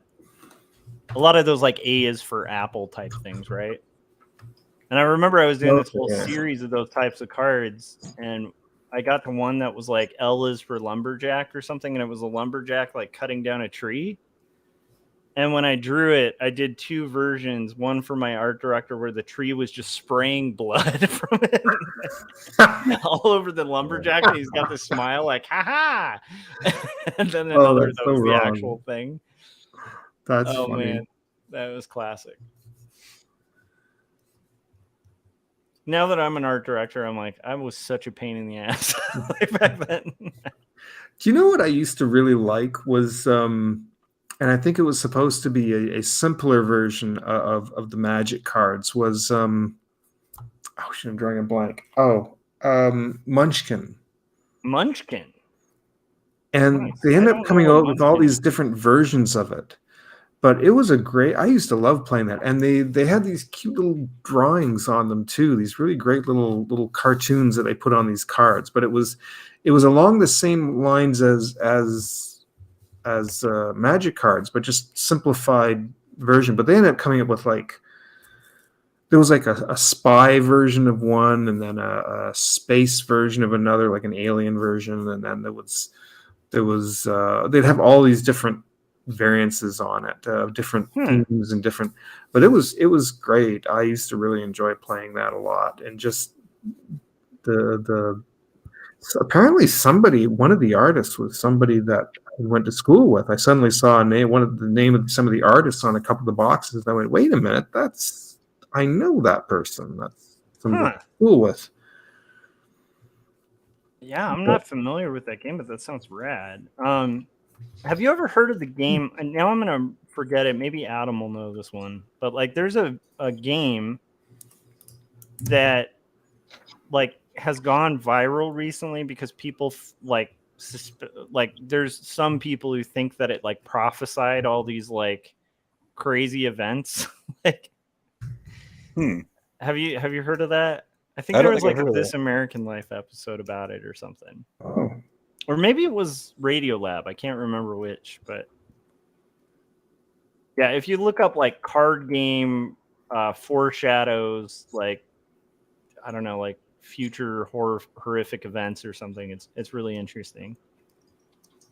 And it ends up being like one of those scenarios where like it's pretty easily explicable because they're all things that like look really loaded now, but I think the game was just about like stopping terrorist attacks or something, and they just went with like all these just go-to things that are like what's the worst thing that could happen, and just by luck they kind of landed on some that actually ended up being attacks later on. But all these people look at it now and it's funny, there's some cards that like people are like, oh, it's totally foreshadowing this thing, and you look at it and it's like, well, I mean, not really. But with like future, like our ability to like connect symbols and stuff, it's like it definitely, like the first time I saw it, I was like, that's weird. Let me see if I can find what that is. This doesn't. Frank asks, is it Terrorist Pursuit? It might be. I hope that's a joke. Game that prophesied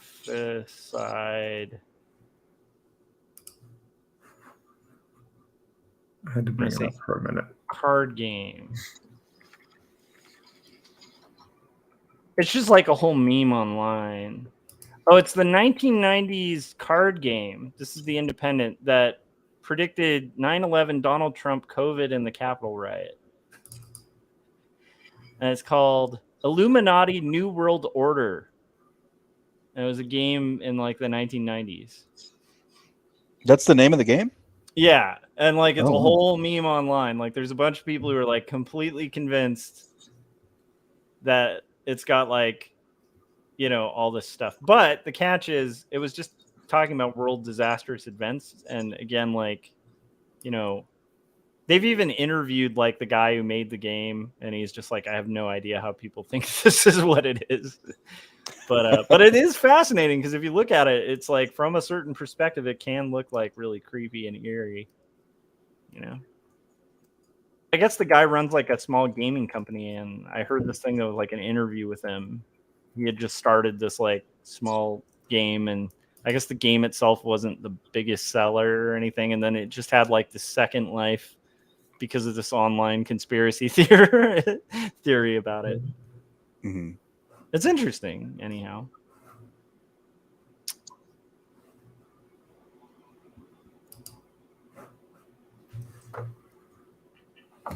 The game we play a lot at home now is this game called Exploding Kittens.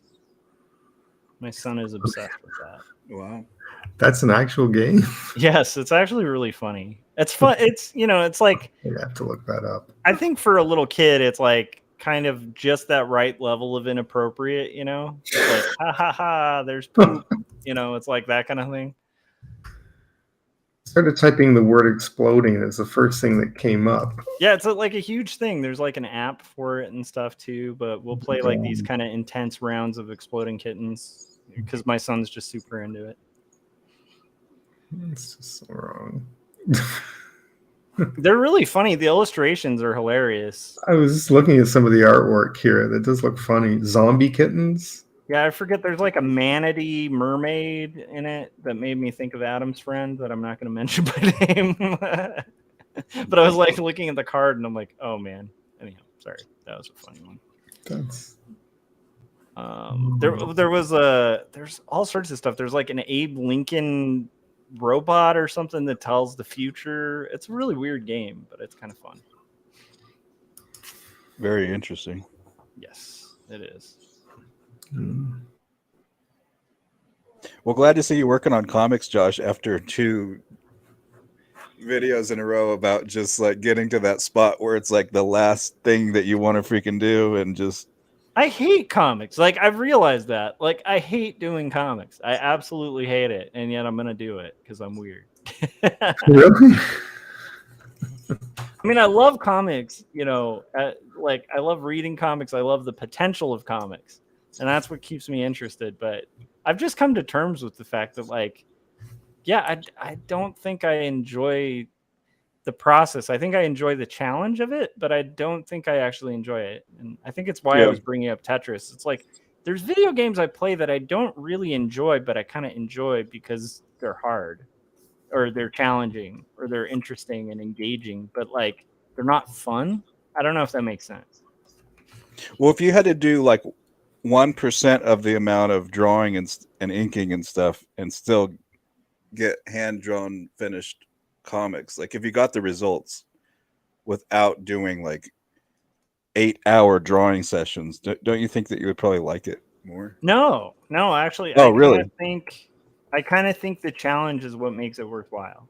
Interesting. So you like the difficulty of it?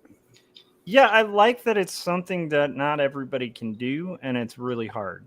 Like it's one of those things of like, I like it because I hate it. Because usually for me, like if I'm working on a project for a long period of time, it's usually like once I get to a point where I've been doing it so long and there's so many parts that you have to do, and I've just been doing it and doing it and doing it. It's like that's when I start to be like, I don't understand how anyone could ever want to draw anything ever. Like, oh yeah, well, I do think this is particular to long form. Like I think that doing like really short comics can be really fun for sure. Like, you know, doing like a one and done, like a poster comic or like a one pager or something. that can be fun. But yeah, doing a sequential narrative over 100 pages, I feel like it's just, yeah, anything over 50, it just starts feeling like, you know, like even if it's engaging and interesting during the process, you know. Mm-hmm. But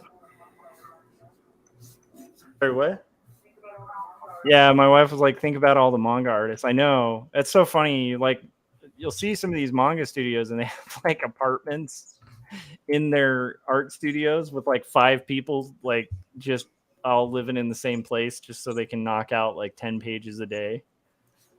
That's insane. Yeah, that's intense. But that still sounds fun. Like, that's the thing that's messed up about it. I hate it, but that sounds kind of awesome. That there would be something really fun and exciting about doing it like as a group, living in the same apartment, sleeping under your desk. Like, and you're just like, I need to sleep, hand off a page to the next person. yeah. It's like that whole Hildebrandt fantasy. I remember as a kid reading about the Hildebrandts and being like super jealous. I'm like, where's my like twin brother I can just hand stuff off to and go to sleep, and they do it in the exact same style. I wake up, it's halfway further. Because I've read that. Well, again, I also read really bad misinformation about Pokemon, so don't trust me too much. But I think that's how they used to work, where they'd literally like work like half of a painting and then bow out and let the other one finish the other half while they slept. And I'm like, that's Wow. awesome. That's rad. So they could be this like superpower, like fantasy illustrators, you know? That's what we're all missing, you guys, is just like an evil twin brother to finish our stuff. Yeah, I think I would thrive in a studio setting, like more the way, you know, animators work on a cartoon or something, like not like a what do you call it? Like a production line, or what do they call it? Is that what they call it? I don't know. Philip would know if it's animation. Like in a negative way, it's just like a is it production line? Like an assembly line? Assembly line. That's the word I'm trying to. I think that's what I described it as earlier, actually. Yeah. Like not the assembly line style, but like the way that the original, you know, Disney animators and Warner Brothers and I don't know, man, because like you hear about like what's his name, iWorks or whatever, the guy who got screwed by Disney. Yeah, iWorks. Yeah. And like you hear his stories of Disney, and it's like, I don't know, it sounds a bit assembly line-ish, you know. But I get what you're saying. There's like, I don't know, like that bullpen idea, you know, sounds fun. Yeah, I think I get what you're saying. Well, I think iWorks, in his case, he hand drew entire animated Mickey Mouse cartoons, and Walt Disney signed his name to it. You know, Yeah. That would suck. Well, but like the way Disney, like Ren and Stimpy was made, for example, like it's like, yeah, it wasn't just, oh well, you're one part of a cog in the wheel, kind of like you were describing, Phil, earlier. Yeah. Like it was like people, you know, this guy's the best background painter, so he's doing the best backgrounds, and this guy's good at this, and this guy's good at that, and just. So like probably a smaller studio or like a Titmouse kind of situation, you know? Maybe, yeah. Yeah.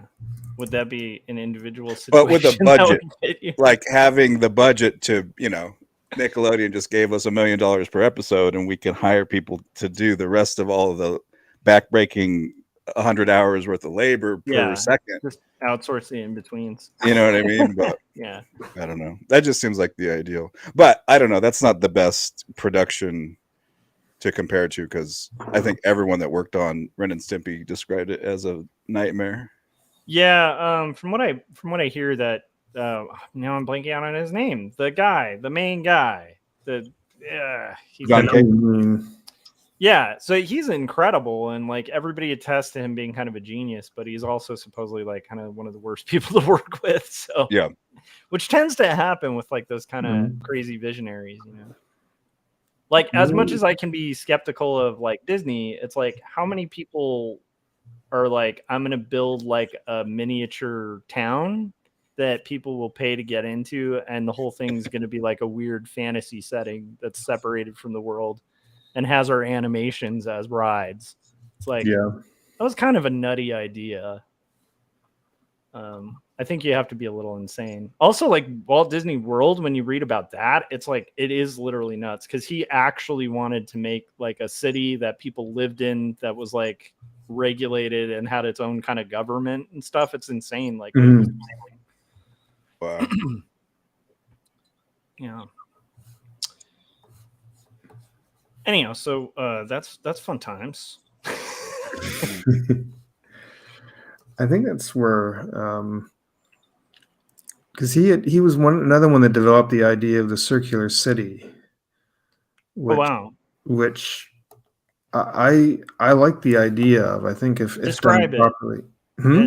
Describe the circular city, because I Well, don't know are if you I'm familiar. familiar? I don't get too far into this, but are you familiar with the Venus Project developed by Jacques Fresco? No, And and it I came love out of that name, Jacques Fresco. yeah, and he's like he's American actually, but it came out Really? of And his name's yeah, Jacques? his name was Jacques Fresco, yeah.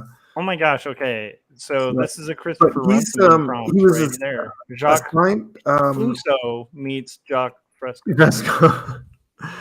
But if you ever have a chance to look it up, his whole idea came out of what he believed was he wanted to develop the resource based economy, and it started with the whole idea of it's the removal of government or this type of government system that we have and monetary based society.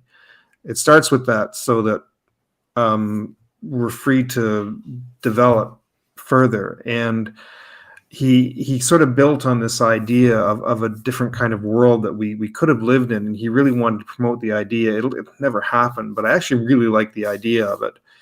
And it's all this self-sustaining city. And it was developed as a circle. He says cities would have to, he says, would be designed more in a circular pattern because it uses energy efficiently better, and your public transit would just continue in a loop. So it would go in and out, and it would go Oh, around. this is the origin of like the monorail and stuff. And kind of, yeah. But it would connect everything together, and the center of the city would be your schooling, your universities, and your etc. And it would kind of build out from there. And the whole idea was this whole city was all much more technologically advanced because there would be no funding required. It would. It was this whole idea of how he believed that we as like humans, a self-sustaining city, basically. if we could have eliminated greed out of the world, and that we could have advanced the way that we should have, it would have been, and it was all based off of, and they just weren't built anywhere. He believed that scientists should be the ones in charge. And what is this era that he was doing this?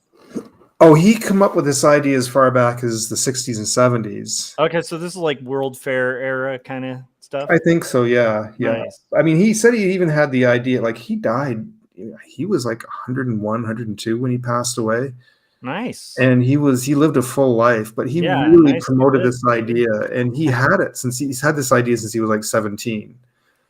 And I love that because that makes me feel like a 50s or 60s vibe of like a future. Just the description, sounds very cool.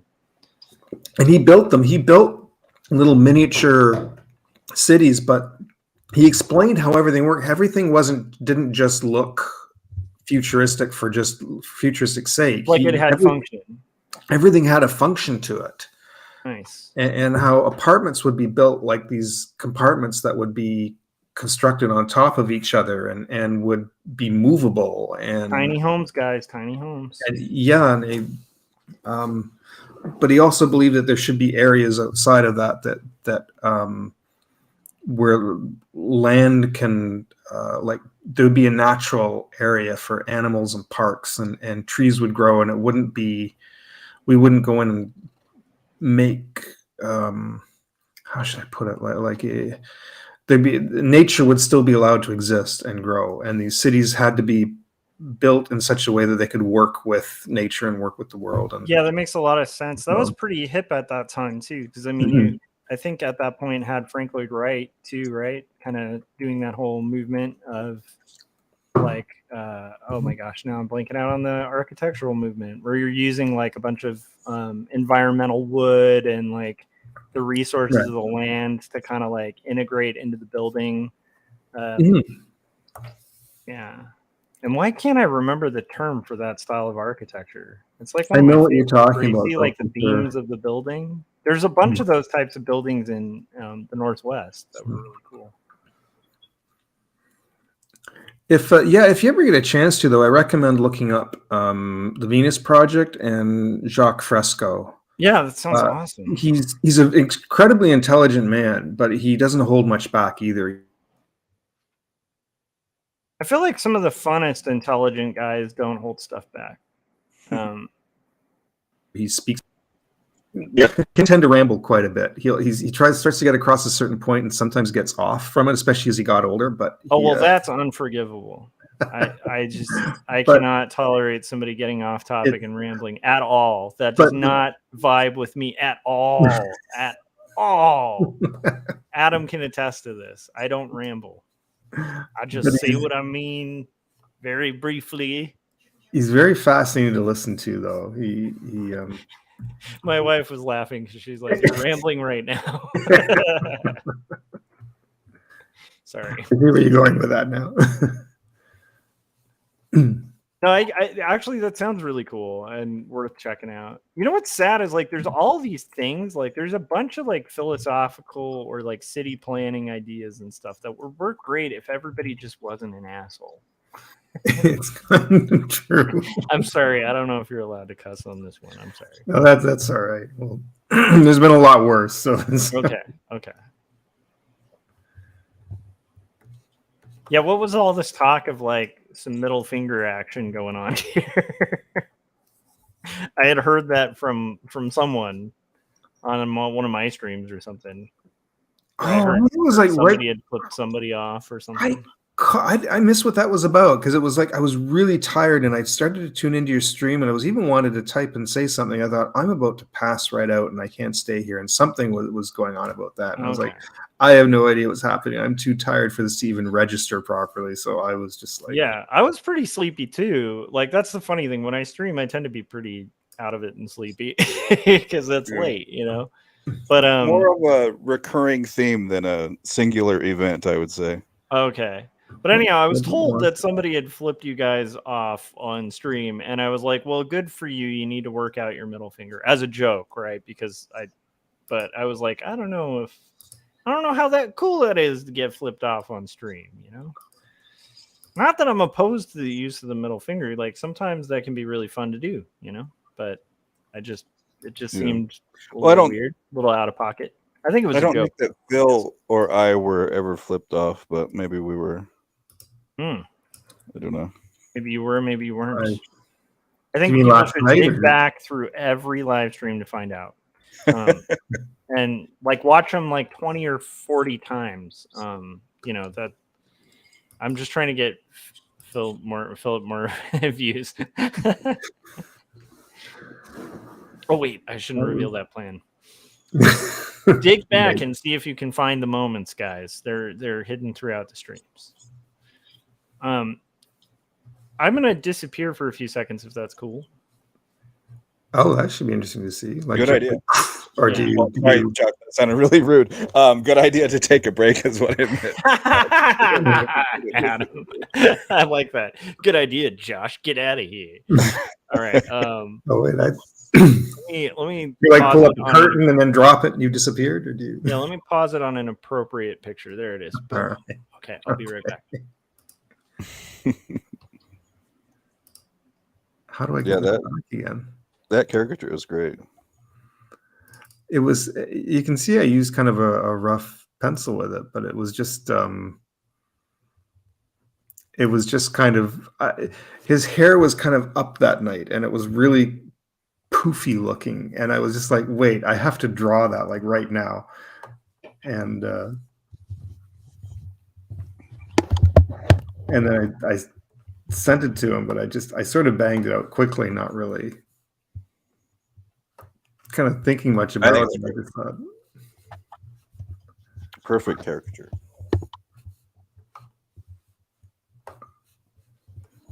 Yeah, I got to stand up and stretch. I was getting some drawings done. But yeah, the video I posted today was sort of actually, you said you saw part of it, right? I was just starting to. Yeah, I wanted to go back and watch the rest of it. I still might actually. I'll still do that. Probably tomorrow. I think I'm going to turn in shortly. But I yeah, try to do that video as something more kind of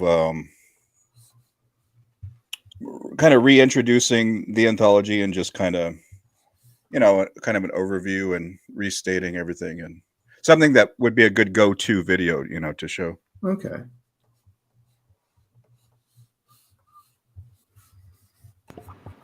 All right, what was that guy's name again? Which guy? Oh, The City of the Future dude. Jacques Fresco Jacques.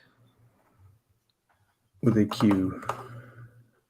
I believe that's his name. I think that's how it's spelled. I've heard of him. I don't know much about American Jacques Futurist. Wait a minute. I feel like I've seen this guy's talks before. Okay, interesting. There's a lot of interviews with him and a lot of his speeches and that online. And like go to YouTube and there's a lot of Pretty cool. Pretty cool. That's pretty amazing. Yeah, I just looked him up. Nice. Let me see here. Did I spell it right? No, you did. It's Jacques with a Q.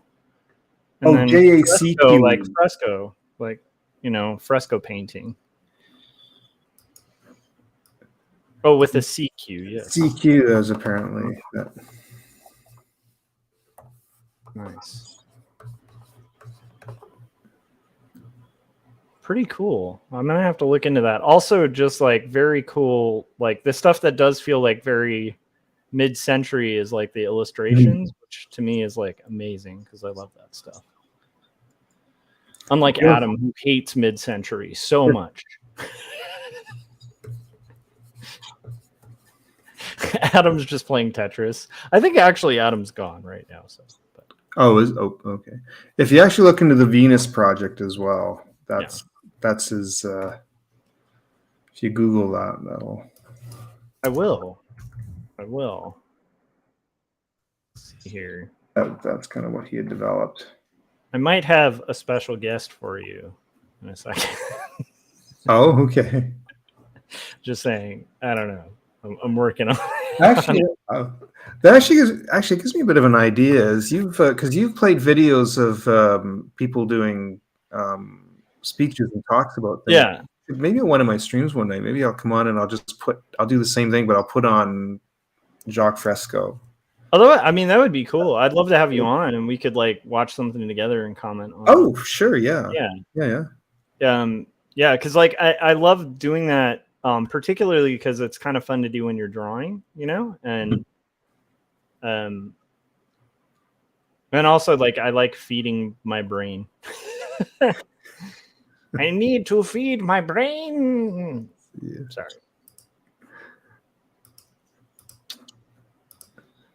Oh man. There's kind of. But that's where it came with the circular city, right? That he had developed, and yeah, it's so cool.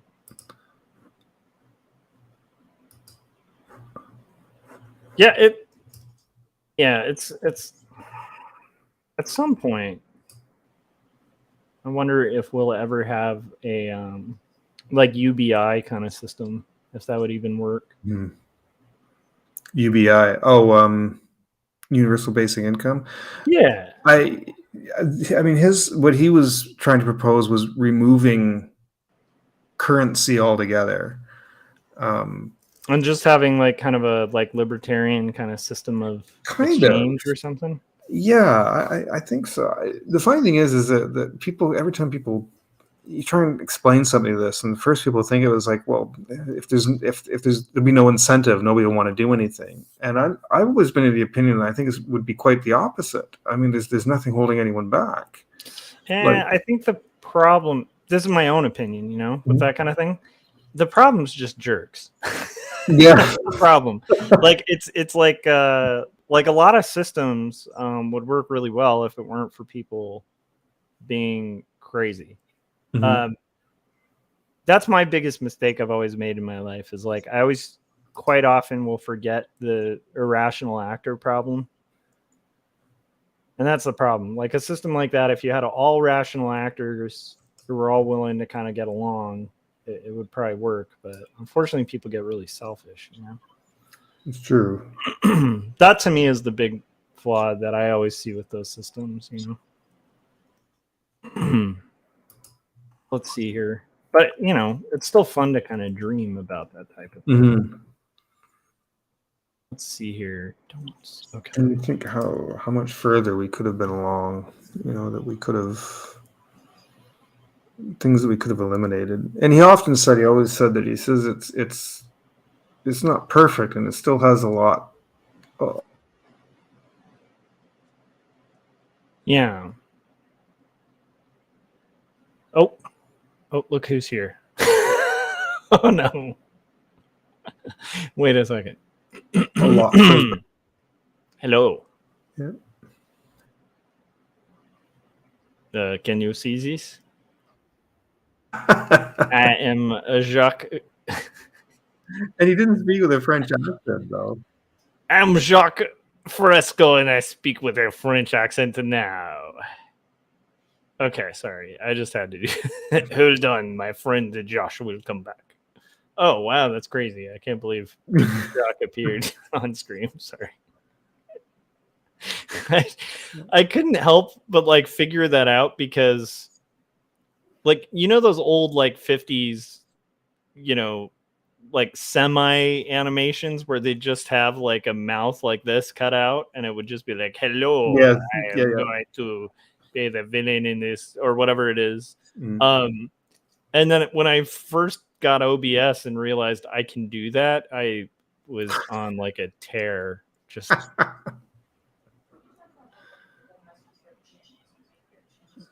no, it's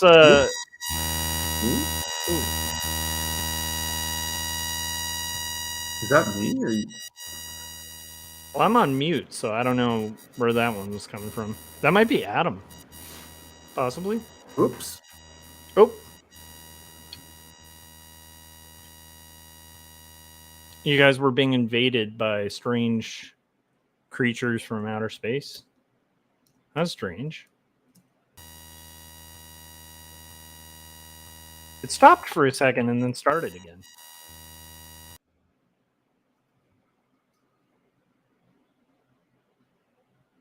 Okay, now that sound is gone, but it sounds like you're muted. Yeah, I can't hear anything. I was hoping maybe if I muted it, it would, but everybody was still hearing it. Is everybody hearing it now? I didn't hear it then. Oh. Interesting.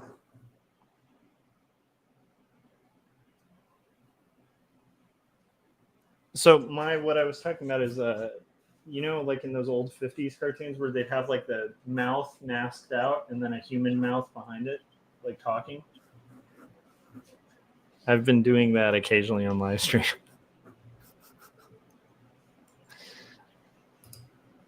So anyhow, nice. Well, what are you up to right now, Philip? I was just, I just thought I'd do a little bit of sketching, nothing serious, but just because I'm going to be doing caricatures all weekend, and I haven't been doing them in a while. I was just kind of just doodling and looking at a few pictures online and just making some quick kind of doodles of maybe even trying to see if I could change up my style a little bit if possible, but I'm not sure. So yeah, just nothing. Pretty cool though. When I used to work at Ontario Place, we had to do. I was with a company called Caricatures Unlimited, and in order to do them quickly, they insisted that we do profiles. You couldn't do straight or 3/4 views. Oh, Adam says my audio must be messed up. Oh no, Adam got invaded by alien creatures from another planet, and unfortunately his audio got intercepted.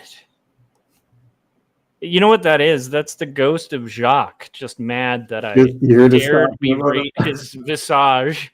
He's like, how dare you, sir? And he accidentally hit Adam instead of me. I'm sorry, Adam, for bringing that on you by angering the ghost of Jacques. Yeah, that's pretty incredible. Like so did the reason they had you do profiles, was it because you can do it quicker, or Yeah, yeah. that was it. It was because they were only charging. That's where we got the $5 point from. They were only charging 5 for kids, 10 for adults. So Yeah. they wanted so they wanted you to do it very quickly. So it was you had to develop a way to put the lines down really quick. Like a shorthand. And yeah. So You know what always impresses me? This is another Disneyland thing, but I think it's not just Disneyland, but there are these people who cut out silhouettes like out of paper, and it takes them like 10 seconds, and they have like a perfect silhouette yeah, I've seen those. with Yeah, scissors. that's scary. Like and it looks like them too. Like that's And scary. they do it in like one cut. Like they just rotate the paper and it's done. And it's like with a pair of scissors. It's kind of stunning. Yeah, I've seen that. That's a unique talent in itself. Yeah, I feel like those things are it's interesting because it like requires a knowledge of art, but it also requires like a ton of repetition and you know, like really learning very quick cues and codes, you know, which I guess drawing is really that anyway. But it's always fascinated me. Caricatures intimidate the hell out of me. But it also seems kind of freeing in a weird way because you can't be too precious with it, you know? Like if you get like real tight and like precious with your art, then you're gonna go broke doing caricatures, you know, right? Yeah, no, it's when you learn to kind of do the theme park style caricatures. You even when I kind of broke away from doing Ontario Place and did it myself, I could start to do my own thing with it, 3/4 or straight on view. But regardless, you kind of had to, you kind of just had to do it. Yeah, you had to detach yourself a little bit from it in the sense that this is just for this person who's paying $5, $10, $15 for whatever it is you're doing. And Adam said, "Did it sound like an alien?" No, it just sounded like an alien frequency was like going like when like a radio's broadcasting. Like what was that noise at the beginning of the Universal? Was it Universal that had? No, it was RKO Pictures. Oh, the little like like the transmission SOS sound. signal, yeah. Yeah, I that's thought it kind of reminded me of. I don't know what if you guys must have something similar, but if there's an Amber Alert, it goes off on your phone for your area. You know what? I think that was the Amber Alert. Adam, you need to return the car and the child. Okay.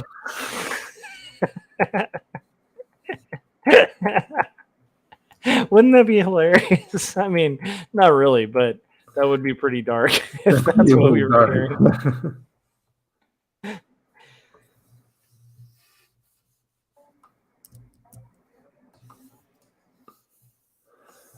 So yeah, it's I don't know. Oh, I just realized I'm showing myself and not my drawings. I don't want to do that. If I'm going to be on screen, I want it to be mostly drawing stuff. I don't need to see my ugly face. I was looking up some artists earlier. I came across somebody. Adam says he's going to try re-entry. Okay. All right.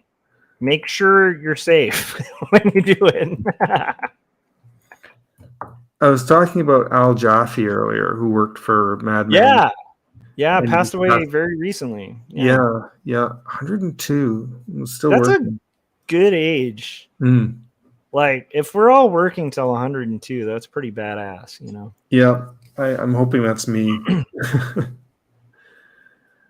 There was somebody else I read about, though. He was he died young, but he had was it Parkinson's? I know he was in a wheelchair, but he was this fantastic cartoonist, amazing cartoonist, and he died, I think, in 2016, and hardly did anything digital. Most of his stuff was all still ink to paper, and but he kept, despite whatever he had, he could still keep drawing.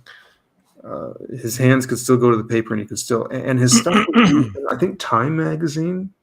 Oh, nice. Oh, it's going to bug me his name. I'm going to have to look this up again. I was watching something. I'd recognize his work. He used to draw the comic Cul-de-sac. Hmm.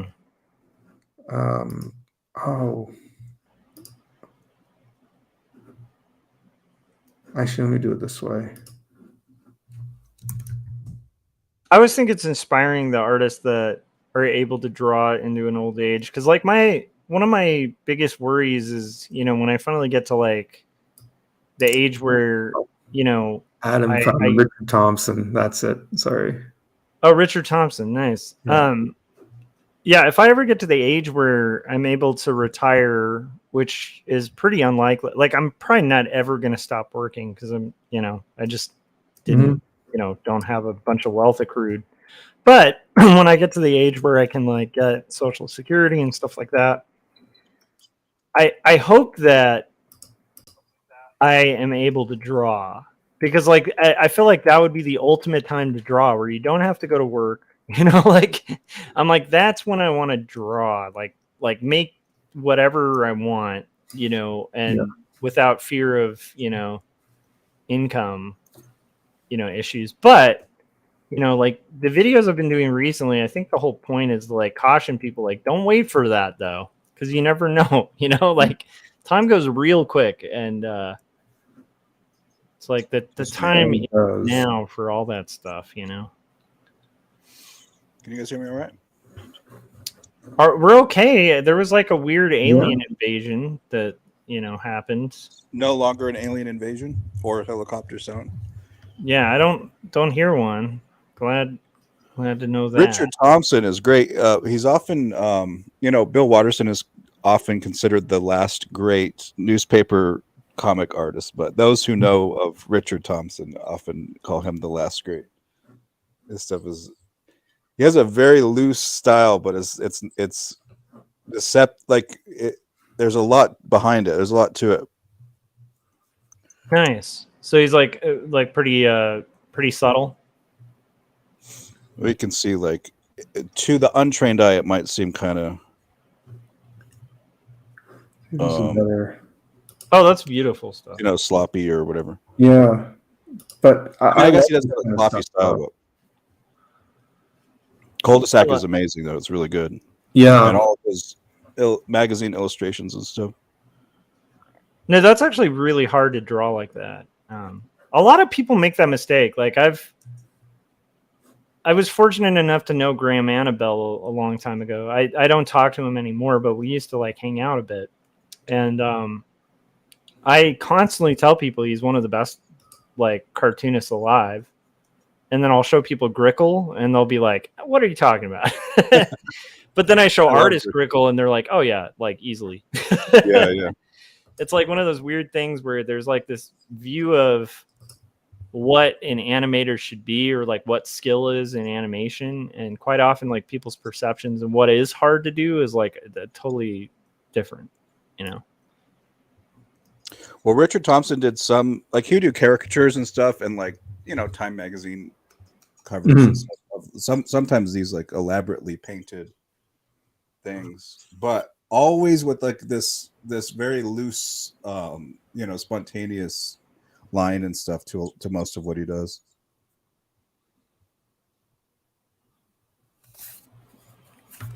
Yeah, I don't know if people are familiar with like Warhol's illustration career before he like started doing the pop art stuff. I don't know if I've ever seen any of that. It's beautiful. You should check it out. It's got like French line, which is like that real sloppy, like ink bleedy line.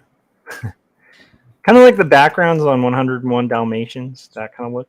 Oh, okay. Oh, okay. Yeah. You have like it's like a pen, but the pen bleeds as it makes the line. And it's a very like French look, you know? So he was notorious and famous in commercial art for doing that with like shoes and different products and stuff. Killer illustrator. Wow. Before he wised up and was like, dude, I could like screen print some stuff with multiple colors.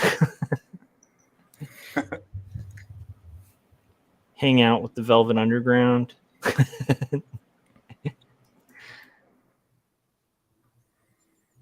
Yeah, I had heard of Cul-de-sac, but I had never wasn't that familiar with it. And then I watched a very little short documentary. I sort of stumbled across it Yeah. on Richard Thompson, and I was like, wow, just fascinating life. It's kind of incredible and kind of tragic all at the same time. Yeah, Yeah, that is always sad when like health really screws up people's, ability. Like, I don't know. Have you ever well, you've probably heard of like Chuck Close, right? The realist. Whoops. Hold on one second. I just lost the image here. 1 second. I don't recognize the name. I can still hear you. That's good. I accidentally unplugged something wrong here and I just lost my image off the monitor. I think I'm still connected though. Yeah, all I'm seeing on the screen is me, so I don't know what's going on with that. I'm not sure if that's what's streaming right now. Oh, I thought I put it up just because you were drawing. So. Well, I mean, you can have me up. I just, whatever. Anyhow, so I feel like, Chuck Close is another one of those guys that has a really tragic story. Kind of crazy. He was like this guy who was known for these. Do you guys know Chuck Close at all? I don't. Okay, I should show you his stuff before and after the accident. It's kind of stunning. So let's see. Let's look up Chuck Close. Real quick, speaking of Richard Thompson, I was I shouldn't say always wondered, but I did wonder if part of his loose style was because he had, early symptoms of Parkinson's maybe, but I don't think that he was really diagnosed until pretty late in his life. Mm. And then it was not too long after that he had to quit doing his comic strip and then just... that's brutal. Yeah, I was going to say, I think looking at his work, it seems like that just was his style. You go way back to some of his earlier work, he was still drawing like that. But in other words, I wonder if there was even a decade before, maybe you get little subtle, like a subtle part of the disease process starts to come in already. Well, I'm sure it still shook his line a little bit over time for sure. So let me show you Chuck Close because this is really cool stuff. It's interesting that happened to Schultz too, right? Where his hand was unable to hold steady, and so that's why like Peanuts started being really wobbly. I think so, yeah. He just kind of adapted the style, which is one of the sad things about that is a lot of people don't know how beautiful his old stuff was for Peanuts. Okay, so this is Chuck Close, right?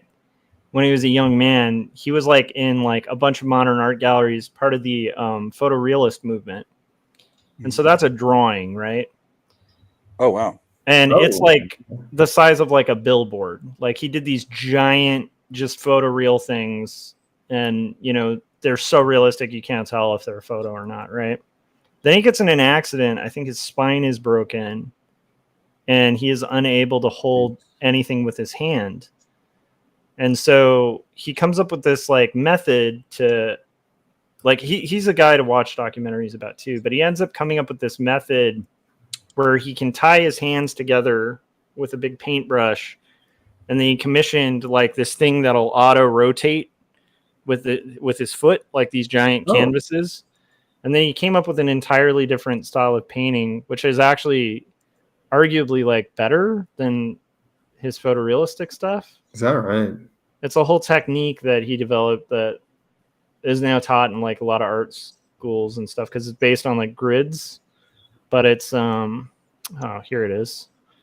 So I'll show you like his self-portrait from when he was older, which is arguably cooler. So that's like what he started doing. Oh, I've seen his work. And these are like huge. So like that's what it looks like up close. It's like these weird, just cool patterns. But then as you zoom away, it's like a photorealistic piece. Oh, wow. And he's Yeah. painting those with like his arms like this from a wheelchair, like using like his foot to like rotate the canvas and raise it up and down. It's kind of nuts. That's really interesting. Yeah, I had seen some of that work, but I didn't know the story behind it at all.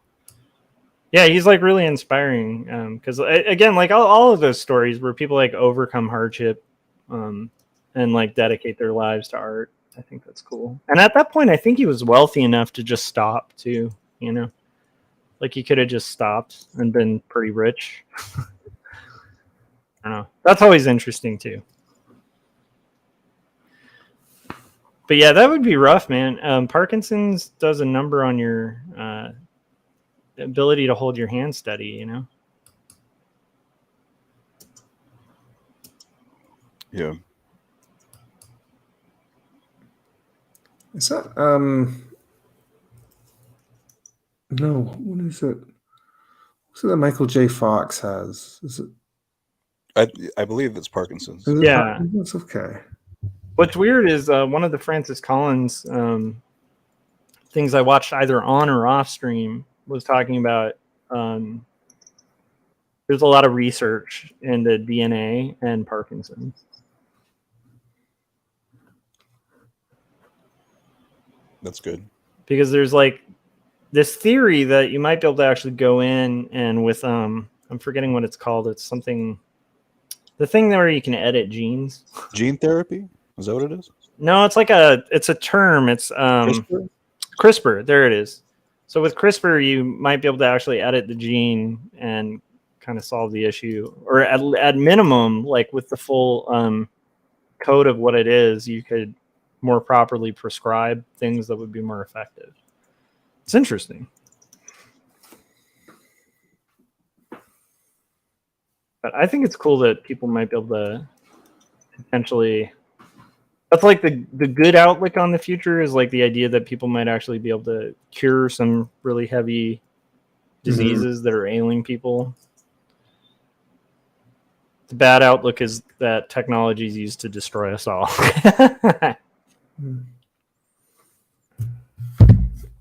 Big one with the other.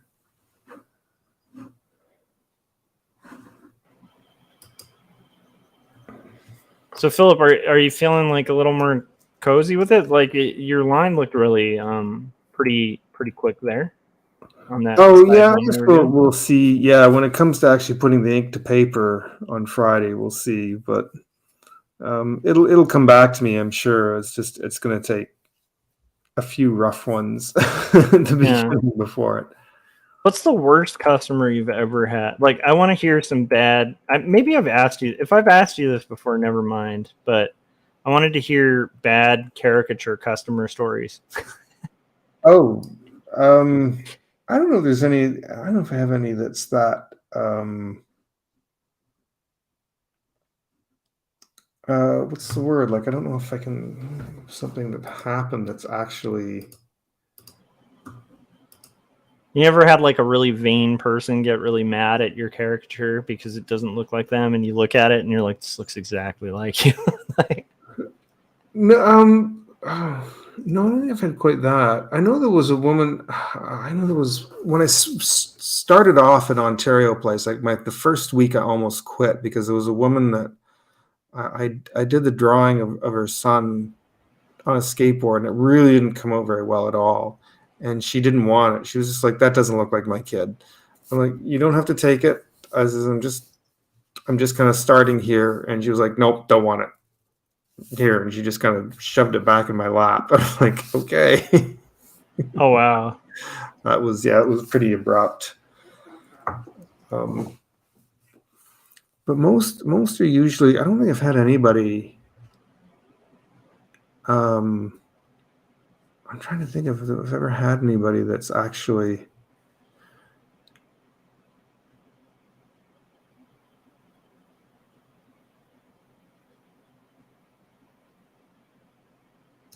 I think over the years that I've done this, if any actually really stood out. You do get some of the funny, how should I put it? Like you get,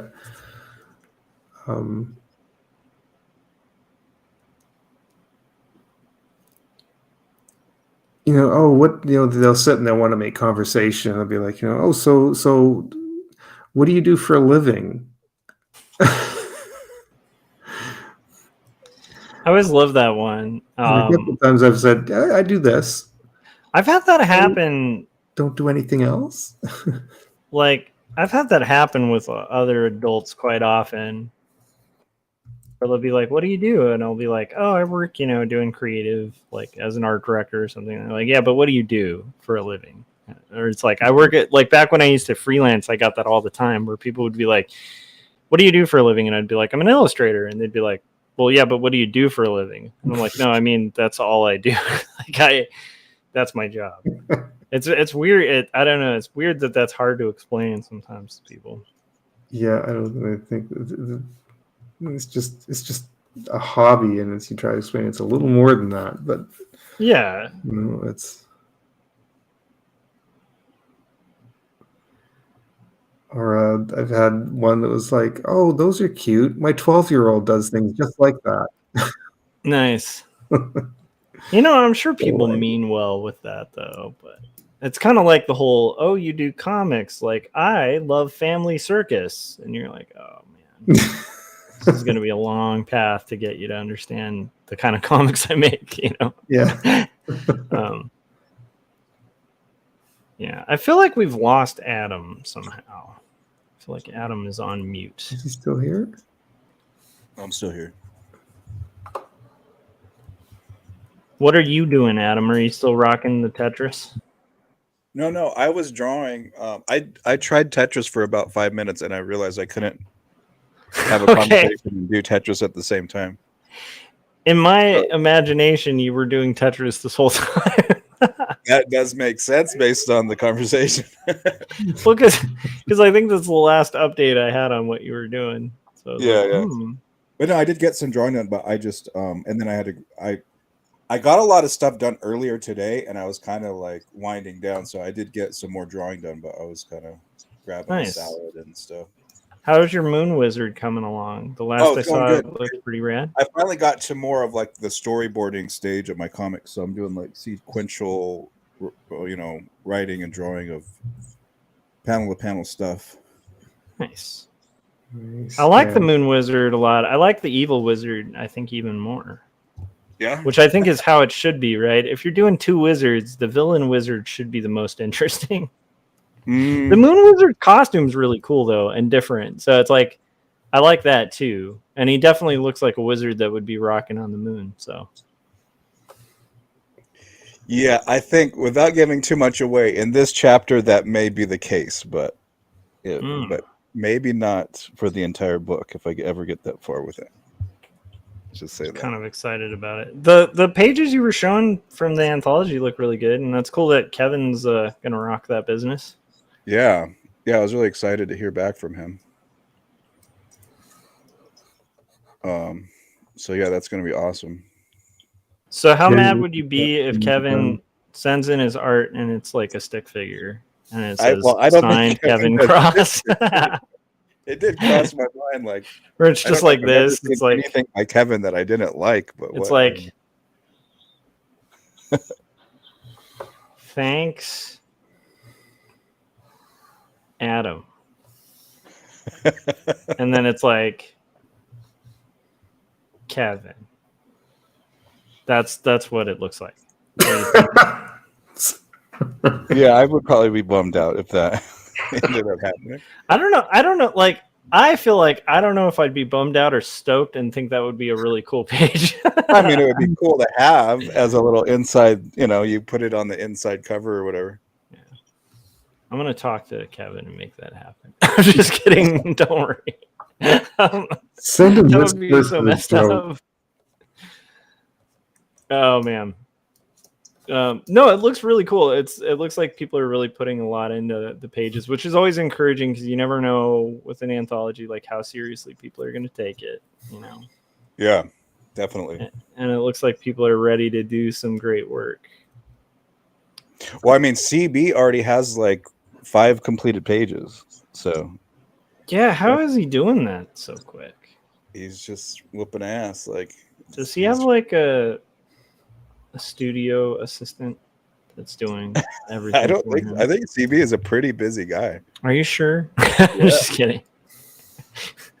That would be funny though. You meet CB and there's like 10 people under his desk just like doing drawings. It's like that Simpsons. Oh my goodness! Now I'm blanking out. What's his name? The graffiti artist who did a Simpsons intro. Banksy. Yeah, Banksy's intro. You know, where it like shows behind the scenes of animation. Oh yeah, I do remember that. That's like CB Smallwood's drawing studio. Wait, maybe I'm thinking of a different thing. Isn't it like really depressing? Like, Yes, it's all child labor. I'm Exactly. surprised they had. I'm surprised they hired him to make that and actually aired it. You know what's weird is Matt Groening comes from indie comics and like hired as many indie cartoonists as he could. He had like an episode with like Daniel Klaus. Like he's from that. Like I had a friend who colored in-house for Bongo. Like that was his first art job, was like working at Bongo Nice. with Mark Hamill's kid. Who's like really? I guess the historian at the time. He was, that was his job. He was the guy who'd make sure the comics were kind of following, because he was a huge Simpson fan. Nice. And so his job was like to make sure everything's following the timelines and stuff. Oh, okay. Like a But- continuity editor or something like that. Yeah, apparently Matt Groening had an office in there, and the entire office's walls were like original Jimmy Corrigan pages. Because he's just like a huge indie comics guy, you know. It's like his roots are in that. And Lonnie Millsap met and hung out with him multiple times too. Matt Groening. Nice. Phil, was that a celebrity caricature you just showed? It was. Oh, show it. I didn't see it. Don't say who it is. I wanted to guess. Yeah, I think I may have deleted it. I did it so quickly. Oh. It was kind of. Oh God, what's his name? Christopher Lee. Oh, okay. Okay, Kind of here, didn't- if you're doing quick caricatures, 'Cause I you thought it was should supposed to be do Nicolas Werner Cage, Herzog and send it to Christopher Runciman. I don't know if Werner Herzog would be easy to capture, though. Let me see. He might. It'd be interesting to do. It'd have to be old Werner Herzog. He's one of my favorite people on the planet. For The artists. young version with the big mustache, or older version with. I think you might have an easier time with the older version. And not just easier time, but I think he's more recognizable now. What do you think, Adam? Mustache Herzog? I personally think of the older version of Yeah. Werner Herzog, but He has so many cool, like, he's iconic looking eye at most features. already. Yeah, he has like that kind of cool line on his eyes and stuff. Like he's probably more famous for his earlier work though. So I don't know. I feel like Grizzly Man's probably the thing he was most known for, right? really, I don't know. I would have thought like, what is it? Wrath of God, Aguirre, Wrath of God, or whatever that stuff. Actually, I don't know. I guess that would be like maybe his most critically acclaimed stuff, but maybe not his most Yeah. well-known stuff. Yeah, because I feel like Grizzly Man was like the thing that blew him up. But I agree. Like he had like critical acclaim. Like he was big among filmmakers, but I can't remember. But I feel like that one he was up for like an Oscar for or something, right? Yeah, I don't know. I'm I sure. love that But movie. That's one of yeah. my favorite movies. It is a great movie, but it's not my favorite of his, but it's a great movie. I feel like everything he does is pretty awesome. Yeah, Was that? yeah, pretty much. Was it something? Was it what he directed or? Grizzly Which- Man? Yeah. Which one? Yeah, Yeah. that was his documentary. About Timothy Treadwell is a guy that went and lived with bears and he was eaten by bears. And it's crazy because like this is kind of something Herzog does. Like one of his earlier documentaries was documenting the type of people like, and he follows two main people who chase volcanoes and photograph them. And all throughout the documentary, he keeps kind of commenting to the people like, "Aren't you a little worried like that? You know, lava's just gonna spit on you and you'll die?" Like, and they're just like, "Nah, like live fast." Like I don't know. Anyhow, so This is my bad paraphrasing, but I think the couple ends up dying toward the end. And it's like, yeah, that kind of happens when you crawl into volcanoes. But I think that Herzog like has talked about that. Like he has a fascination with people who are doing things that are out of the norm and just kind of exploring what type of personality type would like crawl into a volcano to take pictures. Yeah. Like for him, like he feels like he's talked about how most documentary makers would talk about the volcanoes, and he wants to like focus on the people because he's like, that's way more interesting. like who does that? That's more interesting, you know? And I think that's what makes his film so interesting, because he's always just finding odd people and focusing on them. When you said Grizzly Man, I wondered if it was that film. I've seen chunks of it, like long chunks of it, but I've never actually seen the whole thing from beginning to end. But I have seen. It's rough. It's hard to watch.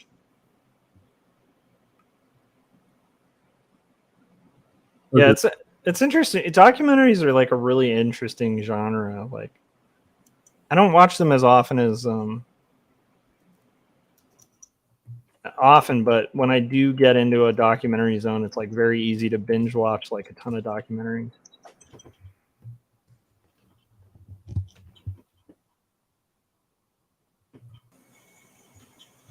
How is the washer treating you? Has it been treating you okay? Oh, the one. Unfortunately, I mean, Vic's not here, so maybe we shouldn't bring up washers.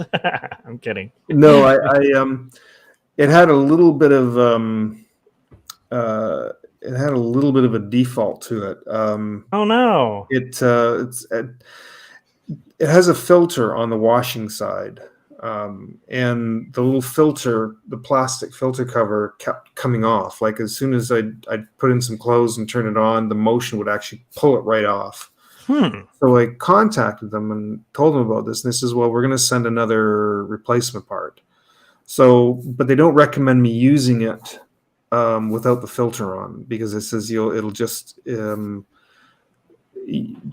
too much lint and whatnot will come off the clothes, and it'll end up clogging in the drain. So they recommend not using it yet until I get. So it's supposed to come in a few days. Okay. So I'll know when but I'm hoping that when it's just supposed to snap into place, but it doesn't really snap in properly. And I've read a few people saying they've had that issue with it, that it comes straight off. So when I get it, I don't know if it's going to be any better or not. Oh no! I'm thinking so it might be one of those like you're waiting weeks to find out it's something you have to return anyway or something. I don't know. Like I might actually try something. I'm debating. There's enough. I don't know how to describe it, but it's such that I might be able to get something like sticky foam to put along the edge so that it just fits in a little more snug. Okay. And I might actually try that. If that's all it takes is something just so that it tightens in, then but it has to be removable. I have to be able to take it out, because you're supposed to rinse out any lint or anything caught in the filter. Okay. So how's is it like? But I tried it a few times though. It works well. Yeah, that's awesome. How's the weather situation up there? Is it like snowy? No, no. Actually, it's in my head in Canada. It's like snowing 24 hours. Like no, but no, 24 hours every day of the year. You've been here. It's I know, but still in my head, it's snowing. Even when I was there, I was like, "Huh, this is crazy! It's snowing," and it wasn't. No, I'm just kidding. But it does snow a lot, right?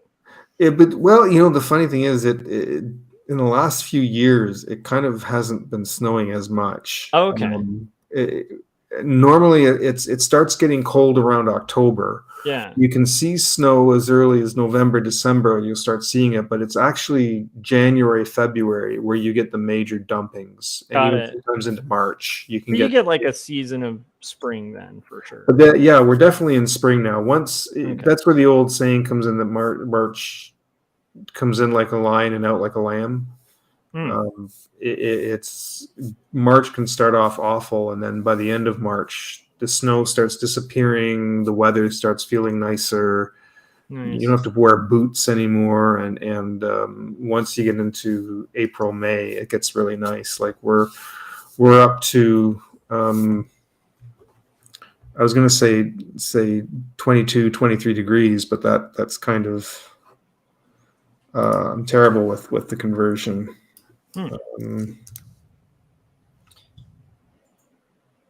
So Adam, I don't know if I've ever asked you this. Were you always in Walla Walla? Have you lived in other cities at all, or just Walla Walla? Most of my life I've lived here, but I was born in my childhood. I lived in California. Okay. So we're right around between 68 and 77 Fahrenheit. Oh, okay. So that's cold to me. Oh, is it? Oh, it's actually kind of nice. I mean, I'm actually wearing shorts now. Expected to go up to about.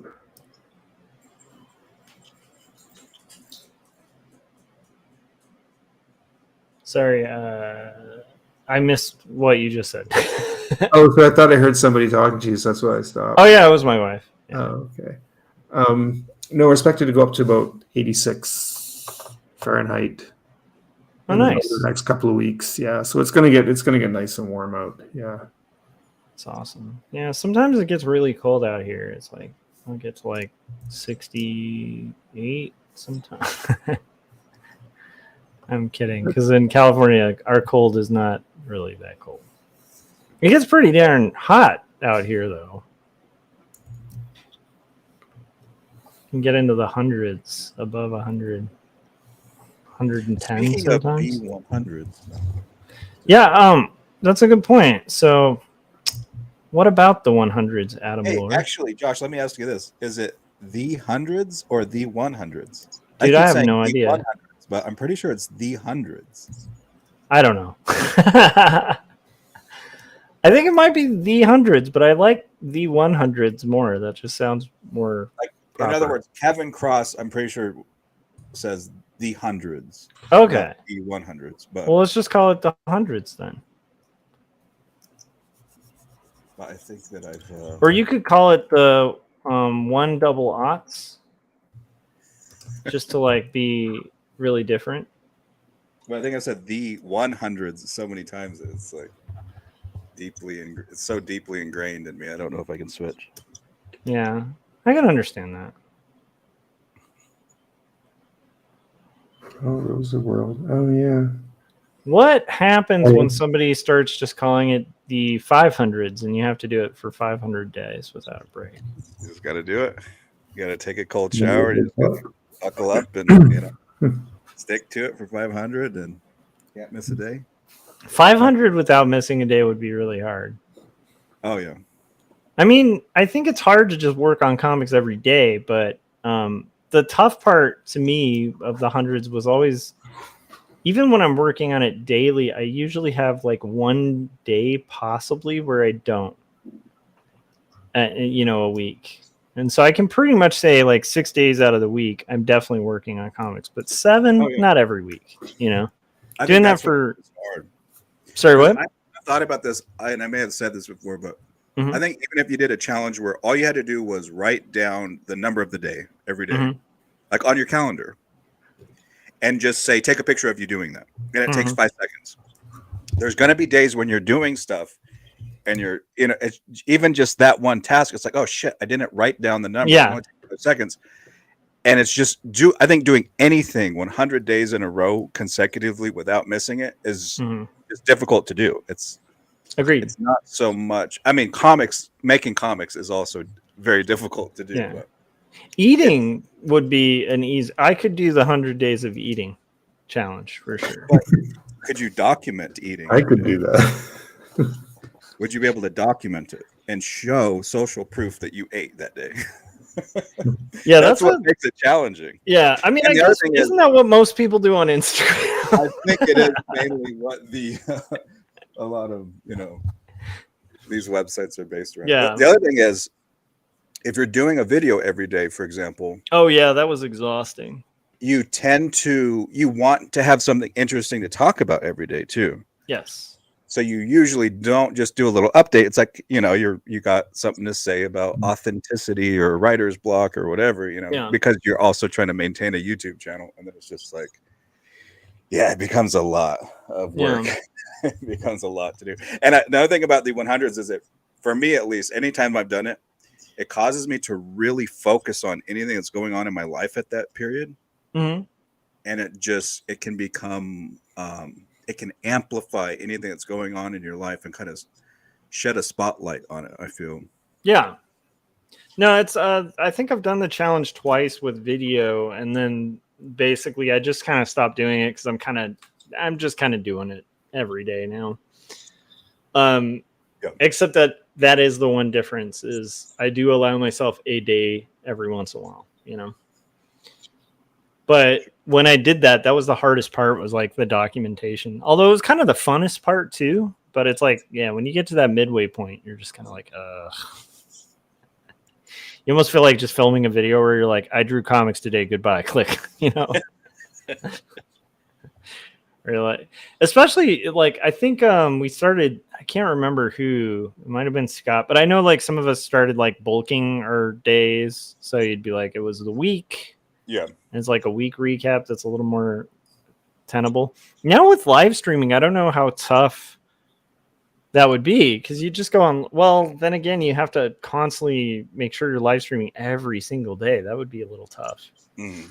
Yeah. Well, that's what Jeff Lafferty and Gib were doing. Like they were doing the 100 days, and I don't remember if they streamed every single day, but it was most days. Like, yeah, but I do feel like live streaming would make it a lot simpler, because when I did it, it was like the videos that you have to record and then upload, and like that was just like, I mean, that's gonna be time out of your day just to upload, Yeah.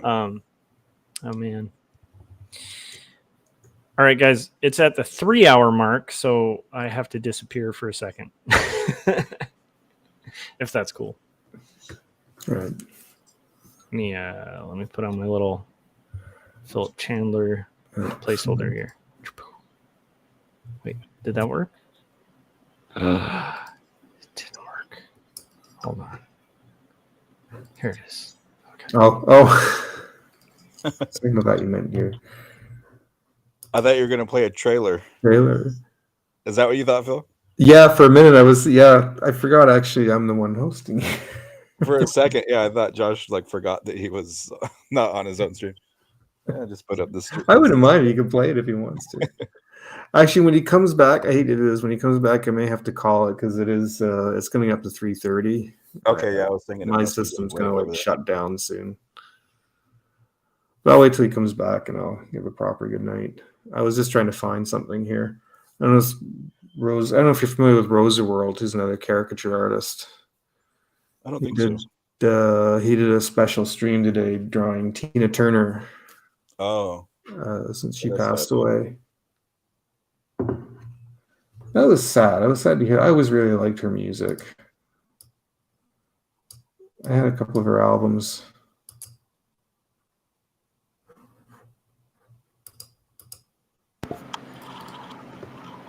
Okay.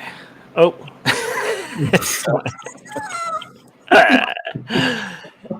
Hello. When you watch a video and you realize he sounds nothing like that. I know, but my name is Jacques. I changed my mind on how I would speak.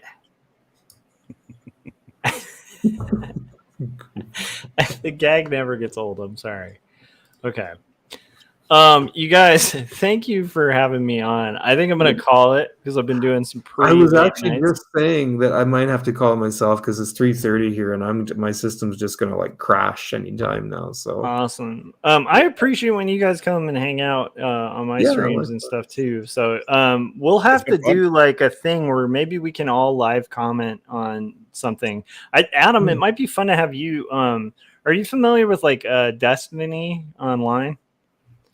The political guy. So there's an interesting conversation between him and Cosmic Skeptic where they're both kind of talking about meta ethics, and I thought it was a really interesting one. And I was like, it would be fun to have you comment on that too in real time. It might be fun.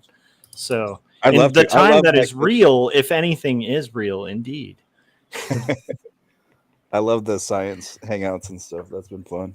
Yeah, so like maybe we'll have to do that. And then Philip, maybe we could do one where we pull up one of those Jacques videos. Yes. Yeah. So Yeah. pick one and we'll do that because that I would will. be fun. I will for Yeah, sure. Yeah. that'd be really fun. But yeah, thanks for having me on. Oh, yeah, it was my pleasure. Yeah. Thanks for Yeah, joining. it I'm was really fun. excited about the hundreds Yeah. anthology too. It's Yeah. funny. There's so many things. I was talking about that on a vlog today, where because of the graphic novel, it's like I had somebody who wanted to pay me for like 2 days to like go drink wine and hang out and have food for free, so I could critique artists that are like paying to be there's work.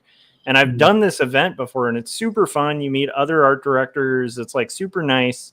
And I had to turn that down Yeah. for freaking comic. And then the hundreds anthology, and I have to turn that down for a comic. And I'm like, I love doing the hundreds anthology. It's like I love that community. So it's like, dude, doing these long form things is a beast. But I appreciate you guys hanging out and kind of keeping me company while I've been like carving away at this thing. Yeah, it's my pleasure. It's fun having you on.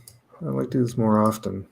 Awesome. Sure. Well, we'll have to. Streamers, we're creating our own little streaming hub. Awesome. Oh, I will drop. If you guys are watching this and you aren't subscribed yet to Philip, you should subscribe, hit the bell, hit the like button my like for this button. video, all that fun stuff. But also for me, you can find me Joshua Kimball on YouTube and get my books Jacob's Apartment and Two Stories. Yes. And have a good night, guys. Have a good night, Josh. See you, man. Bye, Adam. Bye, Philip. Hey guys. Bye, Phil. Good night. All right. Take care, Adam. And that's it. I'm off. I am calling. Are you clicking off or am I ending? Yeah, I'm gonna click up. All right. Take care, Adam. We'll talk again soon, eh? All right. And I'm off. If you've been watching, thank you. And I'm about to like pass out, so I'm just going to end this. Good night.